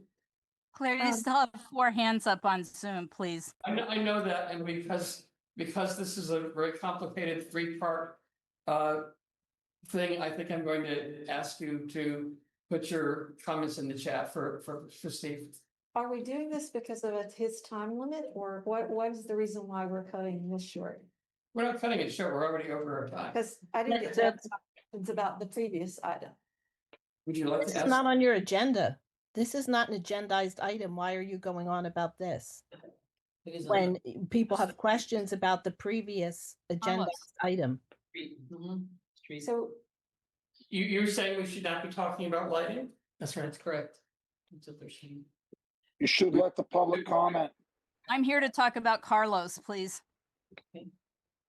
On the agenda. okay, what I'd like to do, if you're okay with it, Madam Chair, I'd like to just quickly ask 2 questions of Mr. Monowitz about the lighting, and then go back to the previous item and allow the. Why are we making exceptions for the council when we're not for the community? We can allow the community to ask those questions too. It's not on the agenda. Okay, so Steve, apparently the people on the council feel as though we shouldn't talk about lighting. Well, I think I was just reviewing the agenda, and because this comes up in my role of working with the Planning Commission and other bodies, I'm sensitive to Brown Act rules, and I don't see the lighting as being listed on the agenda. So, I'm happy to have the opportunity to present the information that I did, but I think the speakers are probably right that further discussion probably should be postponed until we have it as an itemized agenda item. See, I didn't know you were coming, and when I found out you were coming, I thought, boy, this is our golden opportunity. Oh yeah, and no, look, if I could answer anything of you guys, I would, but we got to respect the Brown Act rules. So I'm always happy to come back to continue the conversation. Well, let's just plan on that. Okay, so we will go through the 4 people who have their hands up on Zoom. And that starts with Sibian. Thank you so much, Steve. I'm glad you're here. I just want to say I have a friend that lives on Carlos Street, and I visit that street often, and it's a charming, narrow lane. And when Joe Leclerc came to give his presentation long ago, he said it would be one way. Now it's 2 ways currently. And I guess I have a question is once it's improved, will it be more like a freeway for Cypress Point residents? Now, it's very slow going on that road now because you know that you're going to run into a walker or a person with a dog or someone on a bike. So that's my concern. You did mention, yes, it's going to be for farm workers, but it originally was never planned that way, only since the mass shooting in Half Moon Bay. And they have been working on it for decades. The Connect the Coast side took over 10 years and it's still unfunded. So my question is more about you know, if they're going to make it wider, are you going to put a speed limit on it so it's not just people speeding back and forth to get down to the what Joe Leclerc euphemistically called downtown Moss Beach? And my very last question for you is in the original Mid-Penn plans for Cypress Point, BKF stated that they would have stormwater retention, but if it ran over, it would go into the storm drains in Carlos Street, which don't exist. So I'm wondering, if it just runs out onto the street, it's basically going to run down the intersection onto Highway 1. What are your plans for making sure their retention ponds, hold everything? And also, one of them is right behind Dolores Silva's house, which isn't very good if it overflows. Thanks. If you could answer those, that'd be great. Yeah, I'd like to interject here because Cypress Point was also not on the agenda. So if the questions and answers could contain themselves to the topic of carbon. We've talked about the Moss Beach corridor. It's unfunded. So I guess they're going to come up with the money for Carlos Street before Highway 1 is finished being done in 2030. With the point raised by the chair, I'll focus my answers onto the issues that were raised about the Carlos Street no parking sign, and I totally hear. To Carlos. Yeah, drainage is certainly a factor associated with any improvements on Carlos. And first, let me say, yeah, freeway, it is not meant to be. Like I said, we envision this as just a beautiful component to our coastal trail. We want to keep speed limits low. We want to prioritize bicycle and pedestrian use. And, I think the only reason we're looking at widening it to accommodate passing cars is because fire thinks that's what's needed for the safety of that community. So it's going to remain 2 directions then. Yes, correct. And thanks for pointing that out. I think there was some earlier comments that confused the issue. There's no proposal at this time to make it one way. Yeah, I think that answers your questions. I'll just briefly touch on the funding for all these improvements because there is some connection between Carlos Street improvements and Highway 1 is, look, we're batting 1,000 for obtaining the grant funds to move this project forward. Yes, it's not moving as quickly as any of us would like, but we clearly have support from the County Transportation Authority. We've gotten state funding. We're going to make this happen. And so we could really use the community's support in, keeping the momentum high because really we're working to improve your transportation options for everybody. And so we hope to get your support. So back to you, Chair. Yeah. Thank you. Yeah, my question, was kind of answered, but and that was about being 2-way instead of 1-way. And then I'm again concerned: will the improvements be made on Carlos prior to building Cypress Point, or will it be simultaneous, or would it be at different times? Because the problem will not be addressed if they build Cypress Point first and then the roadway. And I'm just concerned about that. And the station itself is actually not just on Carlos or even Stetson. It's at the corner of Stetson and Kelmore Streets, as well as uh, going down towards Carlos. So there's still more roadway to just to make sure that all of that remains free for the fire truck to get out. And then my concern was it coming back, but I was under the understanding that it was a one-way street. So I'm glad that you did clarify that it will in fact be two-way traffic. Yeah, absolutely. These are complicated questions. We're still working on sequencing all of this to ensure it can all occur in a manner that maintains adequate safety for the community. The way that Coastside Fire has put it is that they would like to see the fire lane or the no parking zone along Carlos established prior to construction starting on Cypress Point, right? Because once any combustible materials are on the site, they want to make sure they can get there quickly if something happens. And so that's why, we're pushing to get the board to approve this on October 21st, and so we can proceed to install it as quickly as possible. They've also indicated their desire that we achieve the minimum of 20-foot width in pavement before the project's occupied. We're working to see if we can do that. If we can, we will. If not, we're going to have to, work with Coastside Fire to, come up with some sort of alternative means to ensure safety.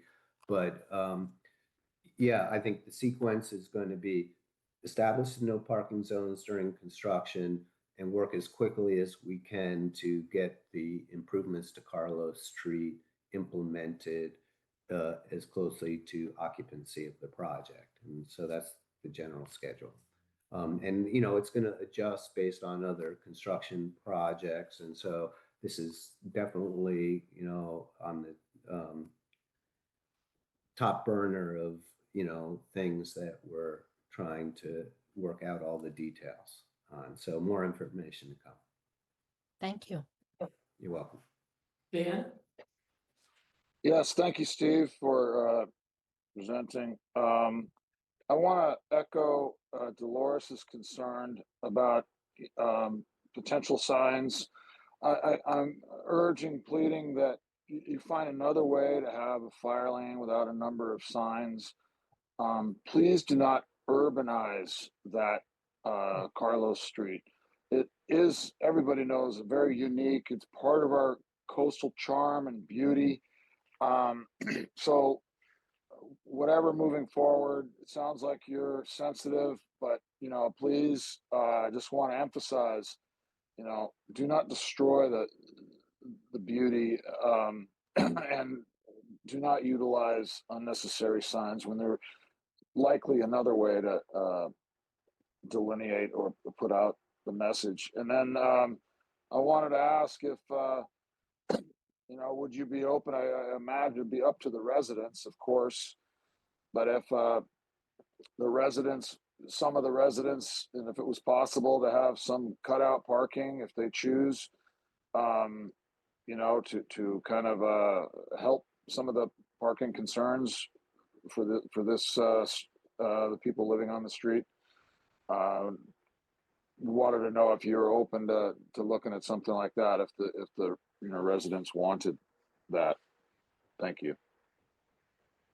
Yeah, thanks, Stan. I agree with you on both fronts. We're going to do our best to minimize the visual impacts of any necessary signage. And yeah, we'll explore other ways to demarcate if signs can be avoided. And absolutely, for all the residents out there who are concerned about how this fire lane might impact your needs, please feel free to reach out, and I'd be happy to talk with you about how we might adjust our proposal to ensure that your needs are met. Okay. Thank you, Dan. Last is Steve Terry. Yes, hi. Thanks, Claire. Claire, is it your desire? My question was related to lighting. Is it your desire that we don't discuss that at this? It's not my desire, but it's the law. And we will be addressing lighting in our next meeting, so we save it for that. Okay, I will hold off my comments till the next time. Thanks. And people from the council have things they want to say? Let's start here. I don't. Okay, we're good here. Okay, Mr. Monowitz, first, thank you for showing up. I would encourage you to be more responsive and to show up more often. I think it would help a lot in terms of the relationships with this council and with the community for the Department of Planning and Building. I have a few questions. First of all, I noticed that the materials for this item are not posted on the department's website. And I've asked this question before, and I'd like to know, what are the rules about posting and giving public notice for the material for these projects? Because very often the materials are not posted. That includes maps, forms, just the regular stuff, until after the decision is made. And that leaves the community at a disadvantage to know about the project and to comment on the project. So that's true in this case too. These materials are not currently posted on the website. I've asked why and I've gotten no response. Could you answer that question? Yes. So our obligation under the regulations is that we provide notice of the public hearing that describes the project 10 days prior to the hearing, and that the recommendation be available prior to the hearing, and we always adhere to that. So when we send referrals to the council, those are based on the materials we have from the application, and we do our best to be as comprehensive in providing the best information we have available. And hopefully the information that was provided to the council was informative and useful in terms of what's available online. We have a major projects website. We can't create a web page for every project in the county, obviously, thousands of them, right? So I don't think that's my question though. As you know, in the portal, documents are listed with the project number. Exactly. Yes, correct. So if you go through the Citizens Access online platform, so yes, you're absolutely right. That I was going to bring that up, is that's the way that the public has the ability to access documents related to an application. I think in this case, it's somewhat unique and things are moving fast. We've been working closely with fire to really understand what their needs are. We've been working closely with the Department of Public Works to figure out how we can address those needs. We've been working with MidPen to address their timeline in terms of securing their tax credits.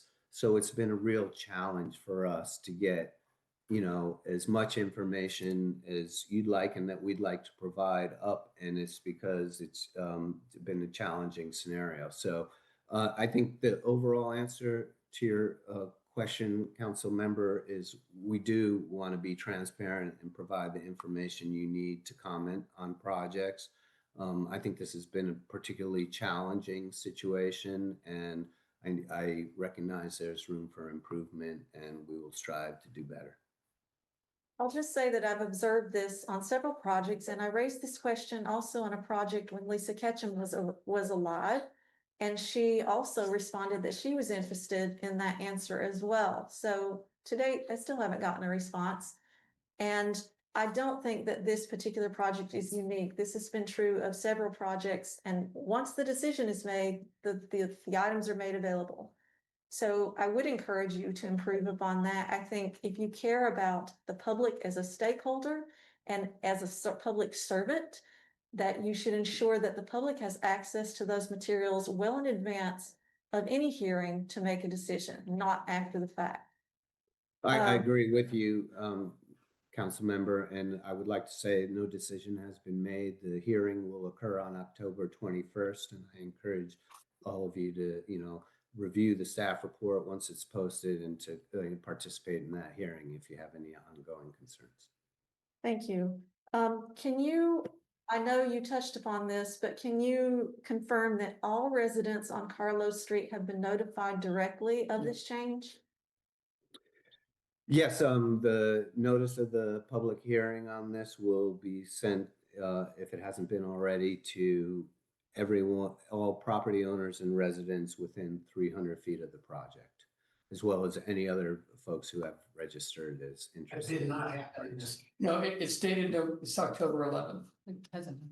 It hasn't. So they're saying that they have not been notified. So it's not, they aren't gonna put up parking signs? We didn't find out anything about that. They're gonna notice. Steve, we did get a copy of the notice from your office that's going to be sent to the residents, and it was dated for October 11th.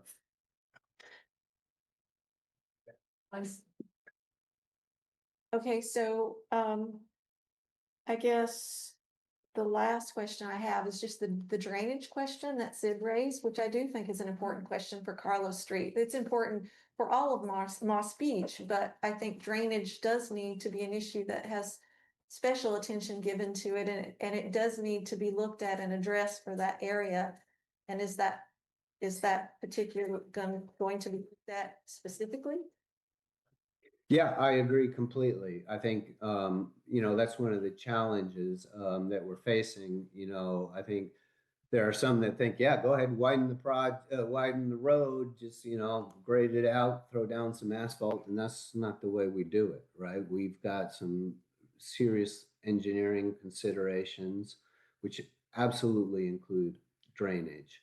The county is mandated under the state municipal regional discharge permit to address stormwater discharges. And so, that's one of the complicating factors that we're trying to work through in terms of trying to make these improvements to Carlos Street happen. Is we're going to have to address all these very important details, and drainage is chief among them.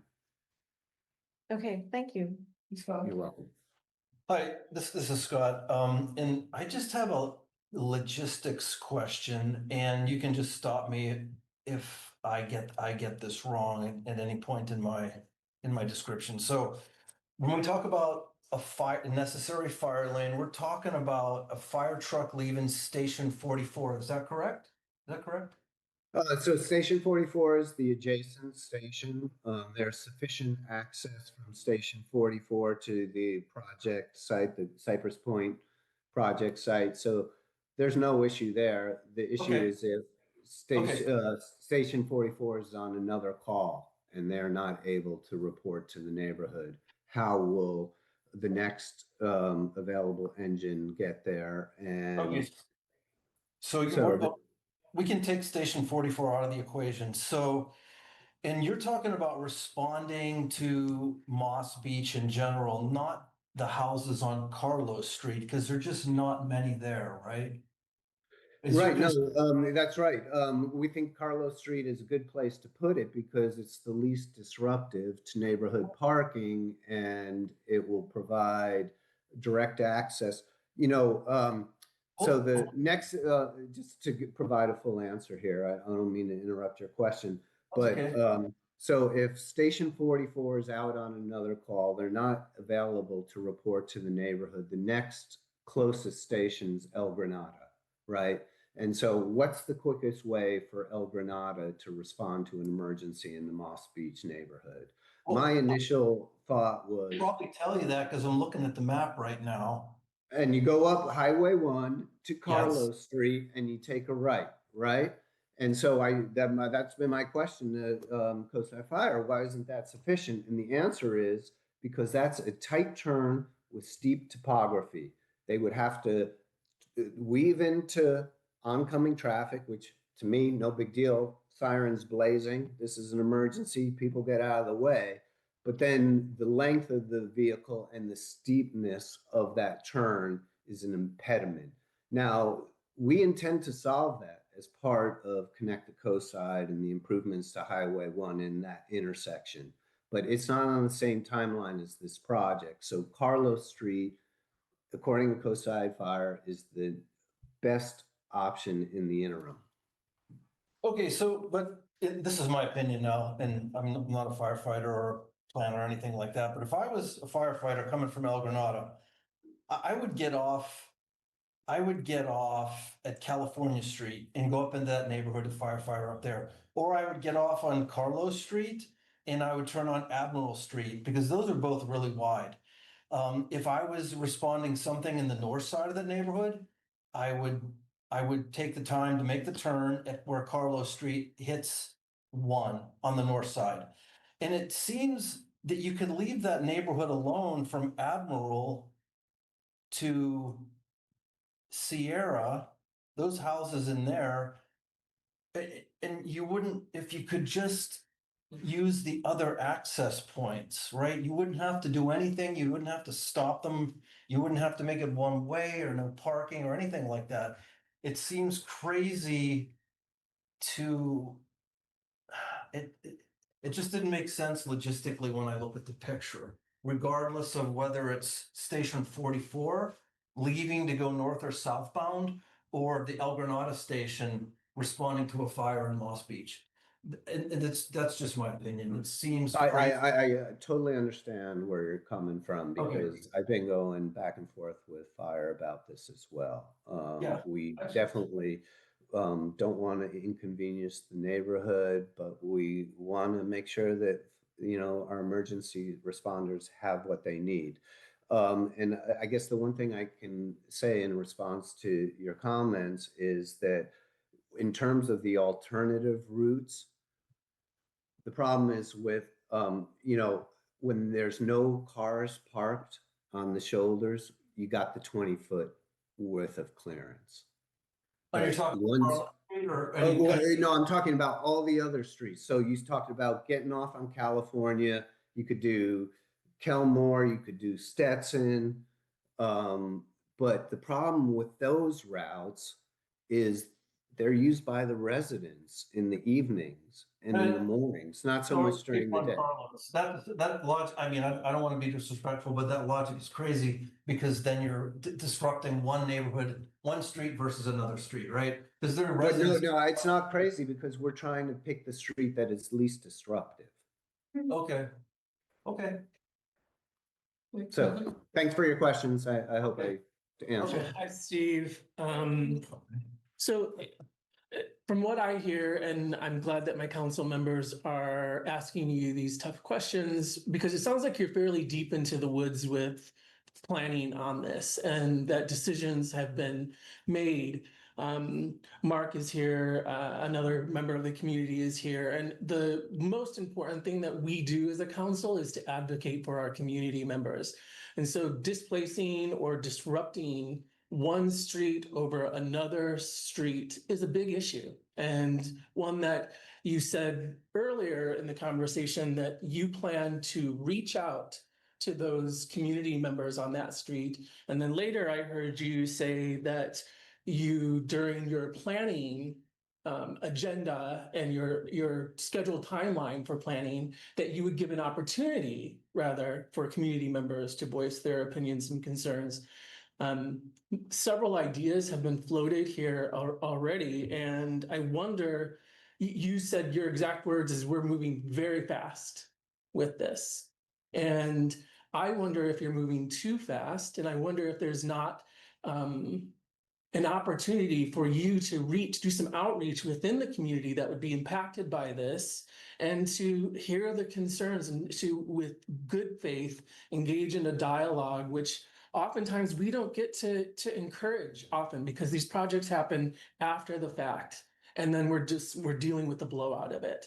So I think that there is an opportunity in good faith to work within the community, to ask some clarifying questions, some important questions, to get some input from those who are directly on that street and on the you know, the entire, you know, thoroughfare that you're talking about, and figure out what they need, because, you know, whether it's placards or, parking permits for them and for the people that are working for them, especially those who are handicapped, it's a very unfair advantage to put them behind that with this situation. It's rare to have you here. I don't want to offend you. I mean it with utmost respect. I know that you guys do what you think is the absolute best for the community, but the community is here and they're saying that it's an issue and that there are other issues that are coming up for them. It would be the most, I think, win-win scenario if you could pause or pump the brakes a little bit, engage the community, do a town hall. I bet Ray would give you his co-side space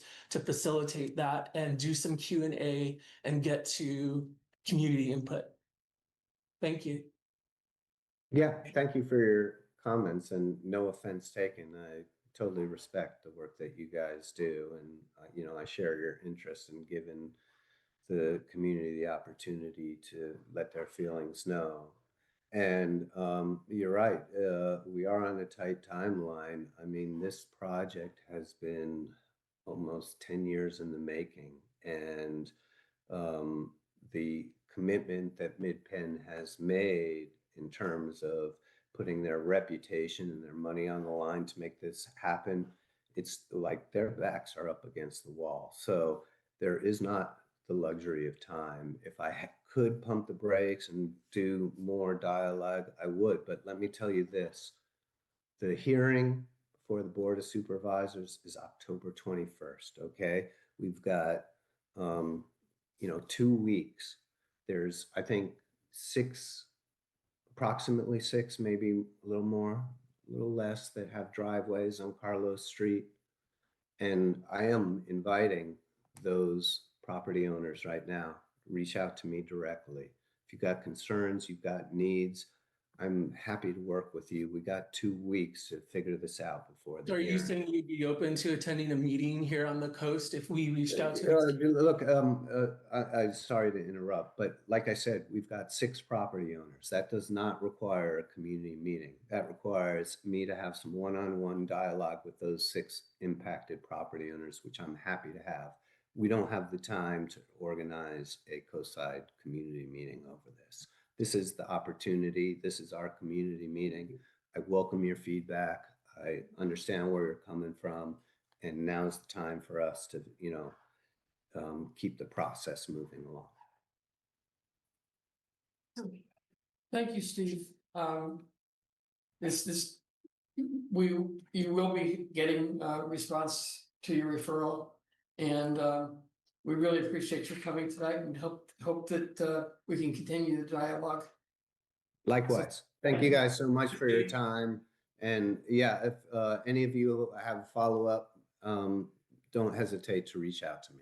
Thank you. Hey, Steve, that meeting for the Board of Supervisors, is that just to approve widening Carlos Street to the 20 feet?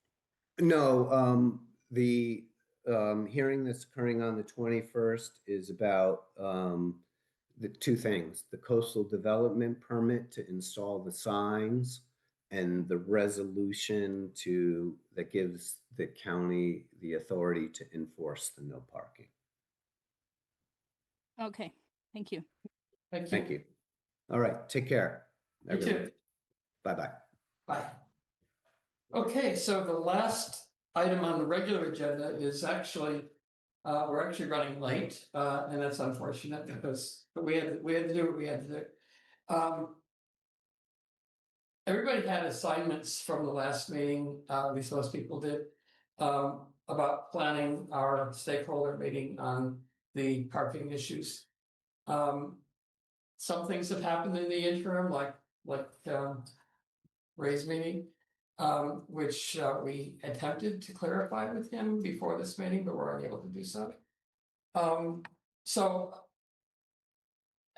those of you who had assignments, would you like to start off and say what you worked out? Sure. You ready to go? Yes, please. You got it. Okay, so my assignment was venue. And I started looking at places, and I found 3 great ones, so I stopped at that point. The first one was the library. They have 2 rooms. One could do 15 to 20 people, then there's like 20 to 30 people. We can reserve it from, I think, 10 in the morning. It's available from 10 to 8 at night. So that's a great place. And it's free to us because we're not talking. When is it? From 10 in the morning to 8 at night. Oh, wow, that is. So we can have for it the till 8 library. at night. Up Okay, to what's- 30 people.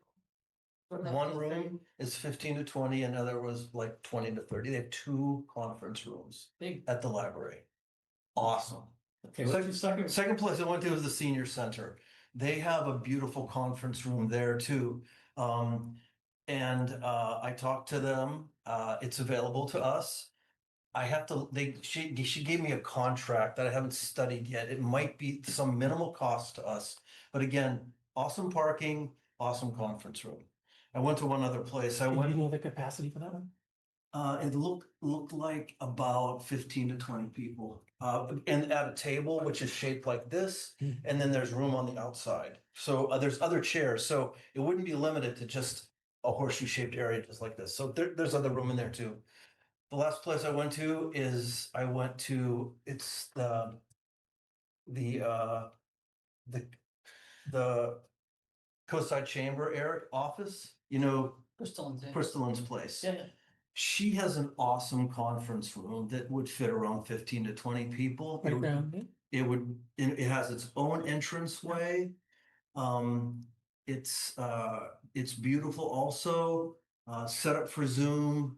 And I can't remember what their hours are, but again, we could, because we have our own entrance and our own way in, it would probably be into the evening also. And Crystalline's space is really close to food and Crystalline's place is awesome, library is awesome, and the senior center is awesome. Yeah, that's all really good. Now, normally we would have a problem with these things because they're not in our jurisdiction. Okay. But since this is not an MCC meeting, we could use them. Okay. And like I said, I talked to Crystalline, talked to the library, and I talked to the coordinator at the senior center. They're all available, but they do get booked. So the sooner we decide on a date, I will immediately pick. We can just say, you like this? I will find out what's available on those days, but there are 3 available in our community, which are awesome. Good job, Scott. Excellent. Check. Who's next? Can I just ask a question? Yeah, sure. I think the only lie in the soup here Yes. is the limit of how many people. Well, So I think we need at least to accommodate 25 to 30 people. Not for the For stakeholder the first meeting. meeting, for the first meeting. Yes. Yeah. 25 to 30. You just don't Okay. know how So the many library's people, still, right? I think we could, We don't know. I think we can manage that at all 3 sites. Definitely the library, because they have a very large one. And again, that's free to us till 8 o'clock. And Crystalline's place is, She considered up like the a. smallest one. She's on the phone. Oh, she is? Yeah, you could ask her. Hey, Oh, Crystalline. is she Hi. listening? Hey. We could accommodate, we have up to 30 chairs, so we can accommodate up to 30. It does get a little bit That would be tight, but we've done it before. We have classes all the time. Better for negotiation. So how late are you guys open? How late can we have it? As late as long as it's a day that there's not already a class booked, which is few and far between, we can commit to stay as late as you need to stay. All right. Okay. We don't want to stay all night. Okay, no, we don't want, never mind that. Kimberly wants to just cram them all Yeah. until they're ready to negotiate. This may end up being a daytime meeting since it's strictly the stakeholders and. Yeah. So we have options that are free to us. Good, that's great. Good work. All right, thank you. I have a question. So I've been following the emails and I saw that you were asking for some assistance with Chris for the, I guess the moderators. And I had a question. I know that it's not an MCC hosted or event, but I wonder if yourself or somebody from MCC is not uniquely qualified to be neutral and ask some of the questions, unless he's found really good candidates. He's found some good people. Yeah. Okay, I was just wanted some clarification around that. We're trying pretty much to make this not be an MCC meeting. Not all of us can go to it. And we're thinking that that stakeholders might be more receptive to somebody that wasn't an MCC person leading the discussion. So that's what we're thinking. No, I think that's fair. I just wonder if there's an opportunity for you to, prior to the meeting, send all of the information that we've gleaned as a council to them to be Yes. considered in questions. Yes, we're gonna have to meet with the moderator ahead of time and make sure that we're all on the same page. Excellent. That's all I have.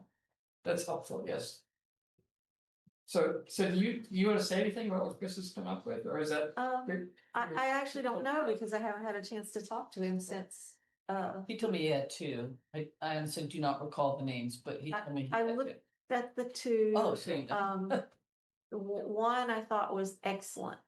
I didn't get to finish looking at the other one, but I think probably either one is a good choice. Okay, great. My assignment was to draft an invitation, which I did hastily today, but my computer has now run out of juice. Oh, So I cannot display the invitation, and I'm sorry. But you were bringing up the issue of, is this an invitation to say when, are we doing a doodle poll, or are we just gonna say, Right. we're having a meeting, it's gonna be on X day, here's your invitation? So I thought my job was to draft an invitation to RSVP for the meeting for a specific date or time, and that the polling was separate. And then after I started to think about this, I actually think we shouldn't poll. I think we should just target a date. Or 2 And- days, maybe. And 2 days. have the agencies, if one person can't make it, they can assign somebody else. But, I mean, that's usually, If they can, right? Some people. I just think we're barking up the wrong tree if we just throw out a bunch of dates. I think what we could do is call around and see what timeframes work best for agencies. And I haven't done anything at all, so if you want me to do that, I'm happy to do that. I would say we should put 2 dates out, maybe. Yeah. And just see which one is better. Well, yeah. And I think that would, an outreach call would be good for that. if I'm happy to do that could- for you, Kimberly and Claire, if you'd like. Well, Connie was originally assigned the polling. I was. So if you Yeah. wanna, Yeah. do you can wanna have- do by this all or means, we yeah. can share? Yeah, we'll share. That's fine. We could just Continue. divvy up. Sure. Yep. And the other thing that we were talking about, maybe I'm sorry if I'm jumping in on you, but Yeah. we were talking about having, we've got the different agencies that we're inviting. We've also talked about having a member of the community be present in this confab. Beyond just the MCC people, somebody that we could identify in the community that would be a good representative of community concerns. Do you know who emailed me just yesterday? Is that woman who is in the community, her name's Ginny, and she said she communicated with you via email regarding this and was part of the online letter that went out that got like 1,200 signatures or something, and she's very interested in helping if she can. That would be great to have anybody help that can, and I think, and especially in the second meeting, that's when we really need people. I'll forward her. Wait, no, wait, back wait, onto you. because in the first meeting, my thought is that we need somebody who's not necessarily an activist, but who is somebody who can express themselves clearly about the concerns of the community Yeah, in she's a more objective way. And she's not an activist, she's just a member of the community. Yeah. Sorry, so isn't the council going to share the issues on the community in an objective way? I mean, that's our job. to That's present what that I was Right. across all. Well, we don't have, either way is okay with me. I just wanted to avoid the impression to the community that we were just usurping their voices. Oh, no. No, Yeah. I think when I asked that question originally, I thought that it made the most sense. I mean, we hear from community members through all kinds of Yeah. emails and in person and in this meeting, and I think it would be very impartial. It should be very impartial for one of us to be able to ask those questions. So what were you gonna say? I think it wasn't to ask questions. I'm sorry if you weren't there. We talked about making sure we're presenting that for them to hear, and they will also be presenting their projects. It's more of a listening session as opposed to a solution. I think that's what I meant. Yeah, okay. You weren't here last meeting. I just wanted to make sure you understood where Okay. it's more of like, let's listen and get Was I here everybody for the to. last meeting then? No. you weren't. Okay. I remember, I'm the secretary. Yeah, so that would be the idea, to present all. I think that's a great idea. Yeah. So what's our next steps? So we have to vote on the, letter.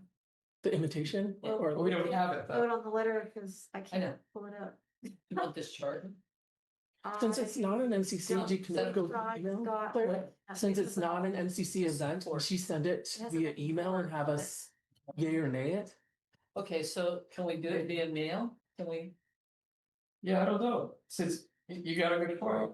I mean, can't we just yay or nay on make any like quick questions or edits? So sounds like what we're saying is we're gonna pick a couple of dates. We're going to reach out by phone to the some way, Outreach, to the various stakeholders and say, which of these dates do you prefer? Then we're gonna pick one, we're gonna make sure we have a place to meet, and then you send out the invitation. Yeah, but we're gonna need the content of the note before we call them. This is what we're gonna ask of you, so they will Right. know how many, these are the 2 or 3 dates. And then how many people do you think you'll need to bring? And I think we may need to call them and wait for, and then call them back to give them that information. Can't Well- expect them to just answer off the top of their head I'm necessarily. confused now. So you said, so should we just target 2 dates? Yeah. Throw out 2 dates now? Yeah, say these are 2 dates, this is what we'd like you to present, this is what you'll hear, and this is what we'd like you to present, and then here's 2 dates, and then can you come back to us with which day works and how many people you'll need to bring to share the information about your project. It seems like a limiting factor is going to be when the moderators are available. Yep. So maybe that's the first date, so we narrow down. Okay. First piece, yeah. Or just be fluid with moderators and make sure that we have some backups. We want some good ones. I know we have some good ones, but having the stakeholders at the table and being willing to look at the content and then respond to it is the critical part. And so How many projects in total are we talking about, people presenting, how many stakeholders? 8. 5? I think it's almost that. Is it 8? Something like that. So if you give each one, like, I think we have to tell them, right? If you look at our previous letter, it lists all the states. I know, but was there 8? Is that many? it was a It lot. was supposed, it was somewhere in that. That sounds close to me. There were 8 people, but they weren't all from different organizations, were they? The county, the Harbor District. Constitution, Caltrans, GCSC, Caltrans, GCSC, Palo, not Palo Alto, happened, but Matthew Ray. it's at least 6. Yeah, okay, so just 6 and we give them each 30 minutes to I think present. there's one 20. more. 30 minutes. 30 minutes for 6. Well, 20 minutes to present their project and 10 minutes for For Q&A. questions or something, yeah, Okay. then people can follow that, so 30 minutes. But Yeah. you just have to directionally, how much time do we need to block for the first meeting? Yeah. So a 3-hour meeting, is Well, that excessive?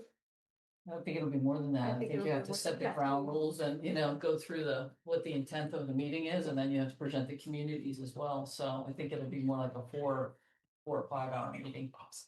Yeah, because you're gonna need. Wow, I didn't anticipate that, so. I did. I wanna throw out, we need to supply fuel to keep them going. Oh, thank you.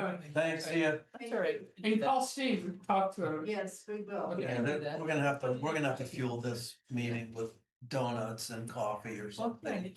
Snacks or whatever. They have free food at the library. I They mean, do? They do, you can get. Oh my gosh. You can. I need to go to the library more often. Bag lunch, yes. I mean, it could be 15-minute presentations with Q&A, and then maybe we could get by on 3 hours, like the first half of the day. Well, if there's Or the 8, second half. Of the Well, I think a lot of It's the this will community. like come into closer. There's 7.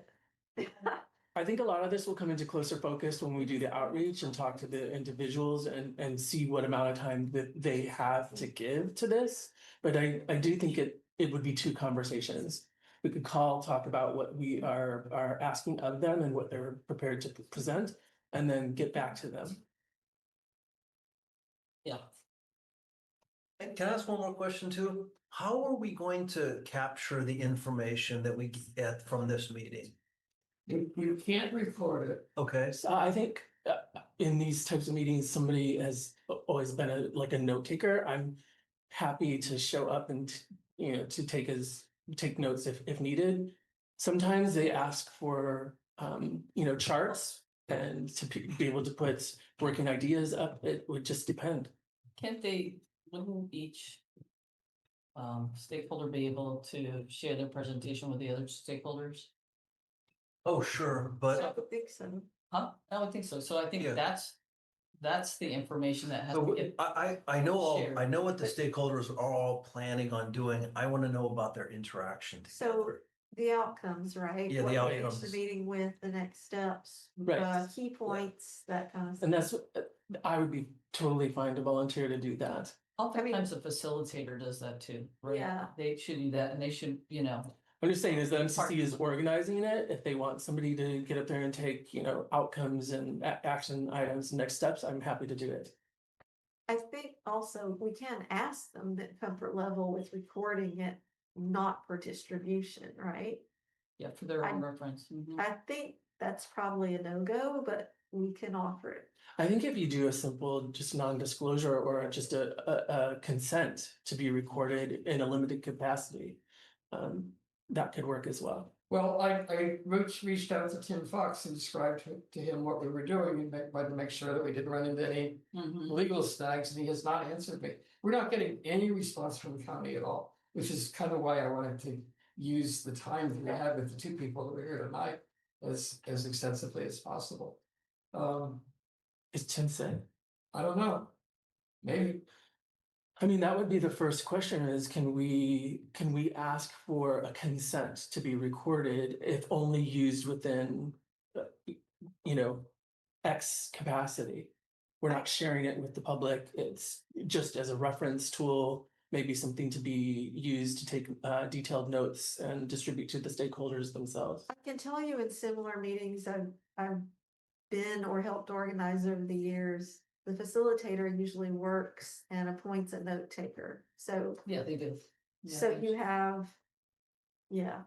And that's probably. And they an may option bring for somebody with them to do that. Maybe that's how it works. They typically do, because they have to. We'll just make that assumption then. Yeah, That's how it because they works. would create the follow-up conversation and be able to drive it. That's probably where their comfort level will be anyways. Yes, and it would usually be their people to do it. Okay. What they're looking for. Well, I apologize for being absent, and I'm happy to step up and fill in wherever is So we'll needed. call, that's really all we have to do yet, and then decide on the meeting. So if you want to look at it and assign calls, if you want to look at the stakeholders and assign the calls. Yeah, I was just, Do I that? pulled it up, right, so, yeah. we can- There may be some We have 5. Kimberly has like relationships with the coastal commission. There might be certain ones that would be good to assign a certain person because of. Perfect, so we can get, so we have to lock the facilitator, then we can look at dates, then we can call. So maybe we'll have all this ready for the next meeting, or do we want to have a meeting between now and then? What about the facilitator? So how did you leave it with Chris? You guys were just, I told him I thought we should check on the facilitator's availability, and that's the last thing. and then is there pricing attached to that we need to be aware of? I Assuming? don't know, but I think I asked that question too.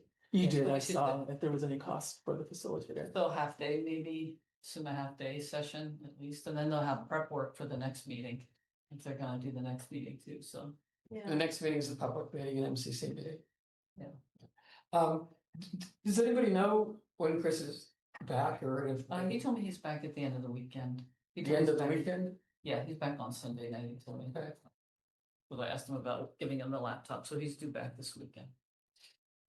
Can ask him Monday. Is it okay if Kimberly shares her letter with some of the other people or all of the other Sure. people? Yeah. Yeah, sure. Okay. It'll be good. Well, We're just That's the right facilitating it. I mean, getting their input would be great. I think we have to decide then who from the MCC is going to the meeting also. I will go just in the case that somebody needs a note taker, Crystalline or whomever needs setting up, like I'm happy to go in that capacity. I know that others are closer to this than I am, so if there should be another person. I think if we get a response from Tim Fox, we can figure out. Oh, yeah, that's true. Let's talk to If, Tim first. you know, how Okay. many of us can Sure. actually. And if, be yeah, there. we can just listen or whatever. Right now, we're thinking 3 people can go, but we'll Check with clarify Tim, that'd that. be great. So is that like non-quorum number? Yeah. And we can draw lots so we can do it. Yeah. What's next? Okay, well, and it depends on the time and date anyway, who's gonna be available or not be available, depending on the date and time. Okay, that sounds good. Let's headway. Okay. Should we go to council activity or? Sure. Yeah. Anybody got any?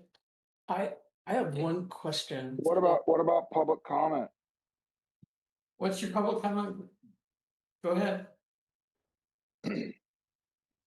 I just want to say it sounds like so far the planning, I'm very concerned that there's going to be, ideas bounce back and forth, and they're going to formulate solutions before the community has a chance to be part of this. So I'm really concerned about that. And if there's, I'm concerned that it's going to be not recorded, private, and so nobody will know. One person that could be chosen from the community. I heard you say not an activist. I guess you're talking about someone like myself. Some of the, it should not be a novice. It should be whoever, if there is one person from the community, it should be someone that kind of knows the whole story and not just somebody that kind of come in the last, just recently and doesn't know the whole, because it's an extremely complicated situation with a lot of history.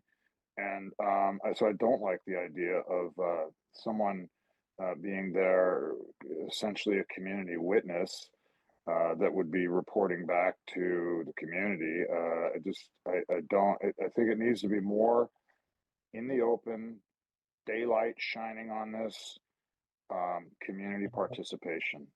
Dan, you've expressed bias in your comments in multiple meetings and in public. I've heard multiple things online, and I don't think that you're the appropriate person. Well, Dan, I wasn't even thinking about you one way or the other. I was just thinking, So I'm sorry if you're feeling so hurt. I didn't mean that. But I hear I'm not hurt, Claire. I'm used to it by now. So I'm just saying, no, please don't disregard my concern, is that somebody should be able to understand the whole picture and be able to communicate to the community. I'm concerned that this whole thing is going to be private and backroom deals. Well, I don't think there'll be any deals coming out of this, but we really, our concern has been that we want people to be able to talk to each other face to face and without fear of being jumped on by somebody. And so that they can at least hear what each other has to say, and then we move into a public forum. I don't think there's gonna be backroom deals from this side, but I hear your concern and I appreciate it. I think, Claire, you make a very good point that a lot of these stakeholders are very on the fence and probably nervous, and we don't even know if they'll show up to a second meeting. So giving them the opportunity to do what Claire is outlining, I think, is critical. Kimberly, you want to say something? Yeah, to Dan's concerns, I think this first meeting is not to make decisions or to discuss solutions. The first meeting is to lay out the problem and to establish relationships, to lay the groundwork for a second meeting where we would then discuss solutions with the public present. So that said, I'm not opposed to having maybe one or two public members observe. But I think there can't be public comment at the meeting because it would inhibit That's right.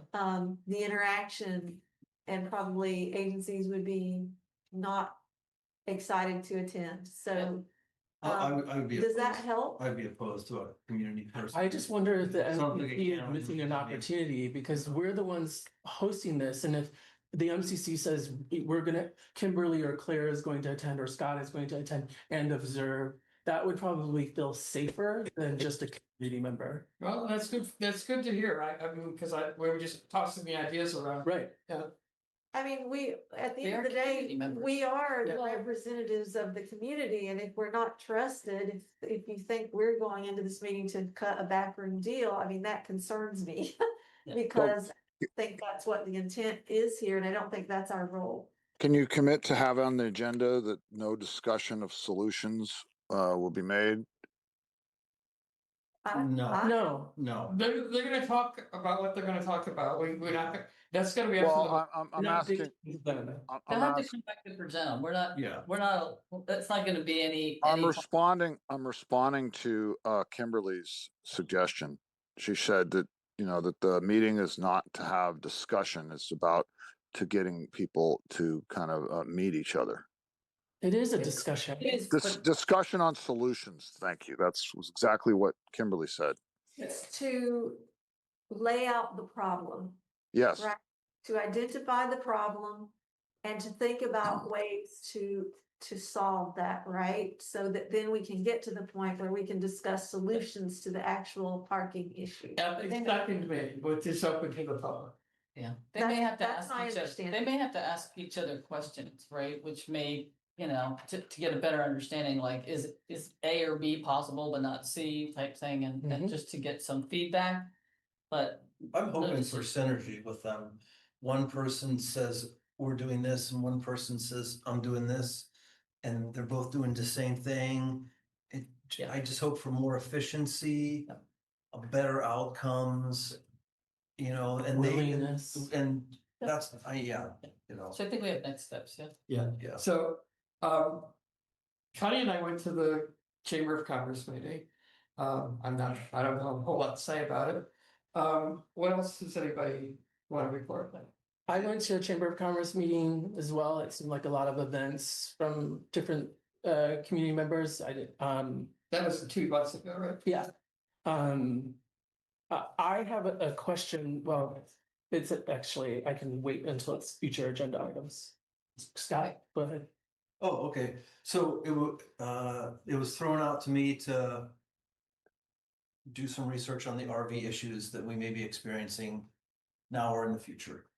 So about RVs parking all over the place in the Midcoast.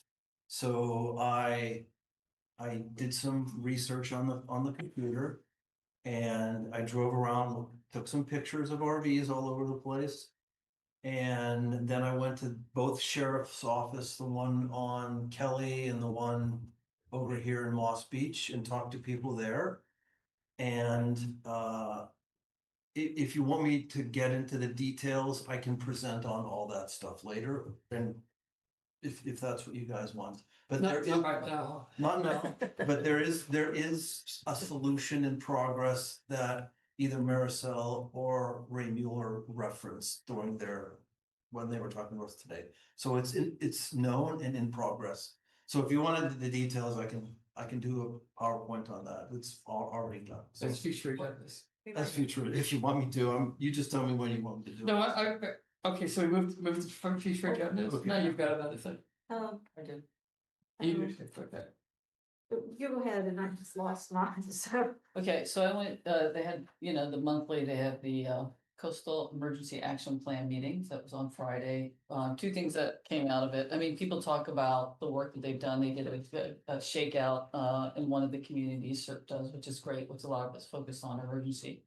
But 2 things that came out that I made a note of to talk to you guys about. One was where the Pumpkin Run, the Medical Reserve Corps is looking for volunteers for any medical people to help while the the thing is going on. So if you know of anybody that's got medical background, they are looking for volunteers to help with their. Do they have a flyer that they provided The medical. to ask? No, they didn't provide a flyer, but I can get the names. If you know people that might. Can you send an email to the MCC Yeah. with the details? Yeah. And I can Yeah, post they it on just said they needed some social people media. to, man the tent, whatever, for anybody with some medical background. The second thing that came up that I asked about was they actually did the San Mateo County Emergency Management Team, they do desktop exercises. And there was one actually on August 19th here that Dave Carnicles were talking about simulating a tsunami. And so when they do these, all the respective agencies participate in that. And he said there will be an action report coming out. So I asked him to get access to that so that we could see it, to understand where there may be any challenges or. What is the action report? It's an after action report. After action report, sorry. Yeah, Thank you. AAR. So I asked him to get a copy of that. So I'll follow up with him so that maybe we can take a look at that and see if there's any other things we should be paying attention to that maybe we aren't even aware of. So that's an after action report on a tsunami simulation? Yes, they do Okay, the test, got it. emergency management, yes. They do, they Not the test, real thing. yeah, they test the communications, they test, that what's going out to all the relevant parties and that they're responding, water systems, things like that. So I'll do a follow-up on that with them. I'm sorry, I was just thinking, did Gus ever get back to the council about the water supply? And No, That's still pending out there on the list. About the water supply. the fire hydrants. Oh, So this power. I have an item to bring up. Jim Pruitt from the Harbor District sent us a letter Yes. recently, and I bring it up because I think it deserves a formal response. So I think we should draft that response for the next meeting. are we on future agendas now? I guess that does verge on Yeah. future. I'll take it as a segue into future agenda. Can I ask for the drafting of letters that we have a team of individuals that is working that are working on the letter and not just one individual? I think it saves time for one person to draft it first and then get feedback on it. So who else do you want to work with on this? Or Well, I wasn't saying I would necessarily do it, but we've gotten a couple of letters from Jim. I don't know which one you're referring to. I'm happy to help with it. Who is the person on the committee for the harbor? Oh, it's Scott. That's me. Yeah. Me. Okay. I guess you got it then. Sure. Okay. Well, I can take Your a first bailiwick. pass. Okay. And You're letting them out of the hot seat. I'm the liaison. I don't. No, and then you can fill in. You got it. I will. Okay. I will- If you I will- would, I if you would don't offer want it. to, then. No, call me up. Somebody else can. You can, we'll do it over beer and it'll be awesome. It'll sound perfect. There you go. Okay, I know how to do this. All the heat will be Okay. taken right out. I'm an expert. good enough. All right. Yeah, no, I think that's good to respond back. I think it's. Okay, I do have a future agenda item potentially. So I am this first year in, I have one question. Is there a formal process that is on an agenda towards the end of the year regarding the coming year and who will take over the various roles, who will be what the handoff process is? Does it wait until January? And No, it does not wait until January. so can you give me a little bit of information on that, or is can it be an agenda item? It is an agenda. It's Fourth quarter or something? the usual, what usually happens is, and I'll say it now, I guess. Anybody who's interested in any particular roles for next year, tell me. Right now it's a little early, but like as we get into November. I was just thinking Thanksgiving, Christmas, the holidays. Well, we waited until January this year because we had all these new people that weren't actually sworn in until January. We don't have that this year. So what we usually do is transfer officers at the end, at the final meeting of the year. And usually, and this is not 100%, but usually, there are one-on-one conversations with people, usually with the outgoing chair, as to what people actually want to do and what people are good at doing. And it's kind of more or less usually predetermined who's going to do what, although that could change. Usually the vice chair becomes the chair, but that doesn't always happen. What we usually do is have the outgoing, say, treasurer nominate the new treasurer. And then we ask if anybody else is actually interested in that job as well. And vote on it. Does that mean you would like an end of year report from me for what I've done this year with the treasurer? Okay. Yeah. Yeah, you gotta send it to the county. County asks for it. An end of year report. And it goes on the website and everything. Yes. And or the secretary will nominate the new secretary. And we'll ask if anybody else also wants to be nominated for that, and then we vote on that. But we try to take this fairly seriously. in terms of making sure that people really want to do the job and really are qualified to do the job. And I don't want to make it sound autocratic, but that's how it usually ends up being. So I have a concern about that just right off of the bat. I mean, I know Kimberly, like you travel a lot for your father, and I don't know if you're even thinking that you're prepared to be the chair, but I thought that this council would simply do the nomination process that you did in January. Oh, that was already set up too. And vote on it in public. And It is in public. okay. So no decisions are made about who's taking what role prior to our January meeting. We may make decisions about who Is being nominated. who's interested, Okay. who might be nominated. Thank you for that. But it is a public election. Thanks. That's Just don't answered my nominate yourself, right? Yeah. I wouldn't do it, but I would not myself, that is. I think But- the way, what I've observed is that people talk to each other and look what people are most comfortable doing, how they're feeling, and then sort of agree on a path forward, and then that's what comes to the meeting where they vote. So nobody just does something and doesn't tell anybody. Like Claire said, it's conversations with everybody to see where they wanna, what they're interested in, where they fit. Yeah. And We're gonna need somebody next year that isn't necessarily in office. We're gonna need somebody to recruit for people to run for seats in the MCC because Kimberly, me, and Gus, our terms are all expiring. I am not eligible to run again, so we will have at least one opening and maybe three. What year is that? So 26. At the end of 26. I'm up to the 26. you too. Yes. Okay, so we've got 4 people potentially 4. Wait, who maybe who. wait. I have one more year. Wait, no, your end of like the 4 years or the, okay, so you. One 4-year term, and we got my 1 4-year term will have expired. And you may very well Decide. everybody but me can run again. You can run. Yeah. That's possible. But That's what I'm- we don't want to be stuck like we were last time where we don't have anybody running and we don't know what we're doing. So somebody's gonna be needing to work to my advantage. all year to get people to run. Well, thank you for that. That's very helpful. I to mean, know. I'm looking for youthful people. I'm looking for Yeah. younger people to be on the thing, and I'm asking around all over the place. So Somebody brought up something too, about a lot of these commissions have youth members who are not voting members, but who are expected to attend and contribute.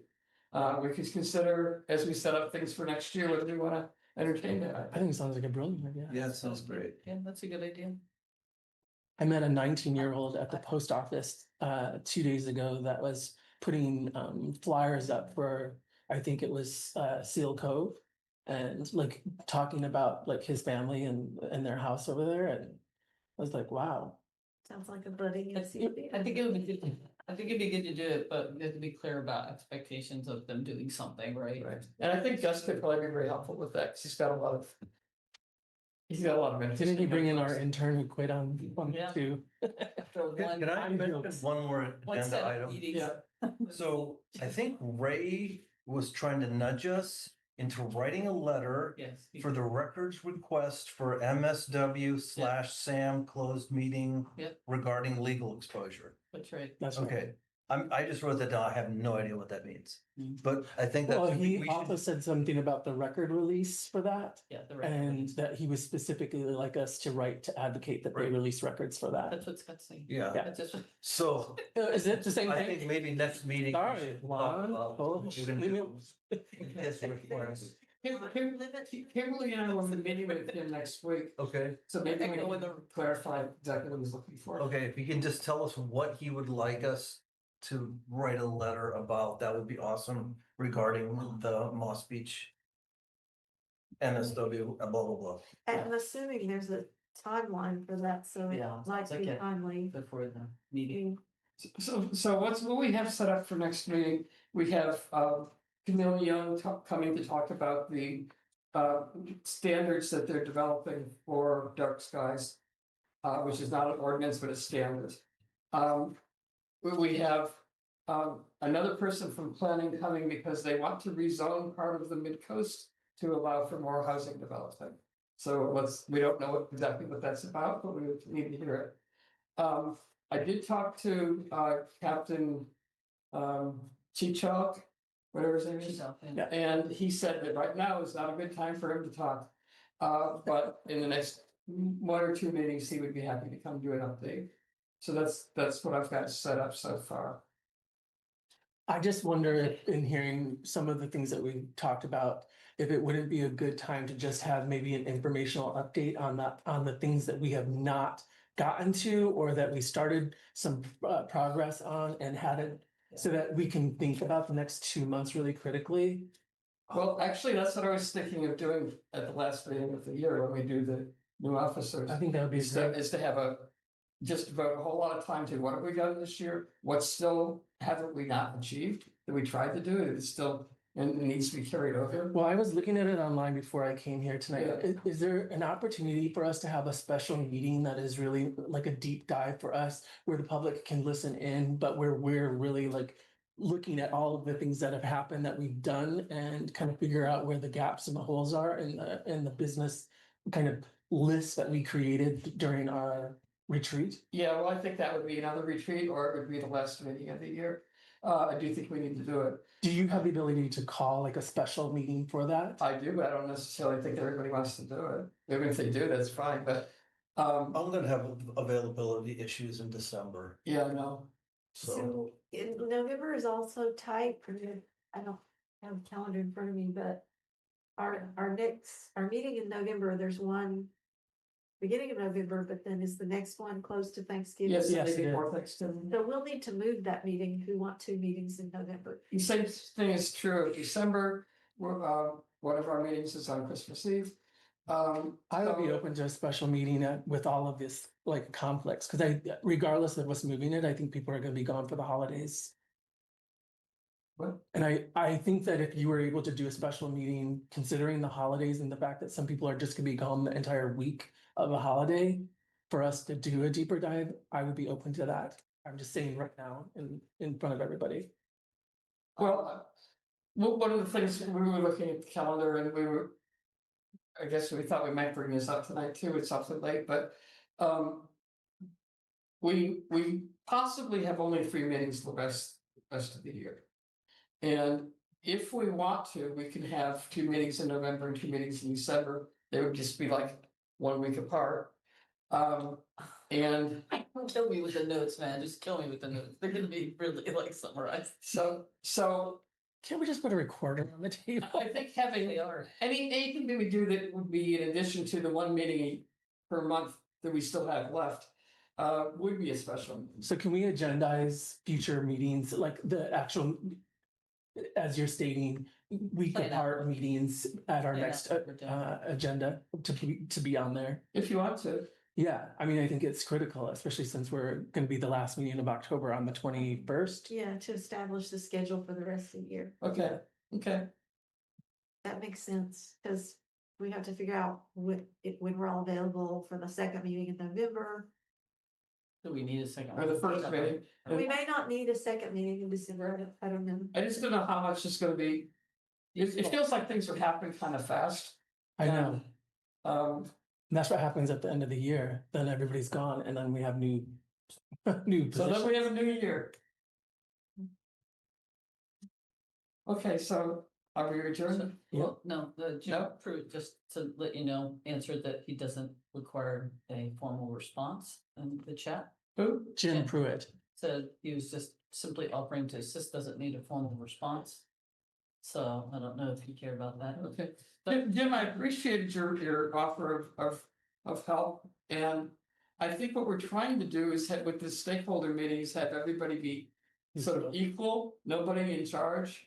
And just have everybody share their perspectives and their plans with each other. He's not. Oh, he just jumped off. He's Yeah. not on any longer. He's here. Oh, yeah. Okay. So we're trying to be a neutral party.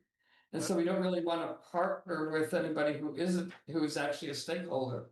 So I'm not sure that would work. I think we're gonna just go ahead with what we're doing. I think that's reasonable. Thank you, Jim. But thank you. I want to bring up just one other thing. Beginning of this meeting tonight, there was confusion about the availability to speak or make comment on public comments. And the bylaws really talk about protocol by meeting, not by agenda item. So I think we just need to clear that up. So if we could put that on the agenda to make sure we're all understanding and agreeing to that, because it is not clear to me Because either. it I mean, we wasn't haven't clear. done it, but I don't see it ever like in the bylaws that you can't do it. If you looked in what you call it, rules of order. I looked in our rules of order No, I and didn't. in our bylaws, No. and it said that a clarifying question is generally permitted via the Brown Act as long as it is specific and narrow in its focus. And that's all I was trying to ask. I wasn't trying to ruffle any feathers. Okay, so it does allow, well, do we just take it on the next I think it's a meeting? good idea to sort of check in and Yeah. make sure we're all on the same page. Yeah, that's good. One other thing I noticed, and this is not aimed at any one person, I'm guilty as well.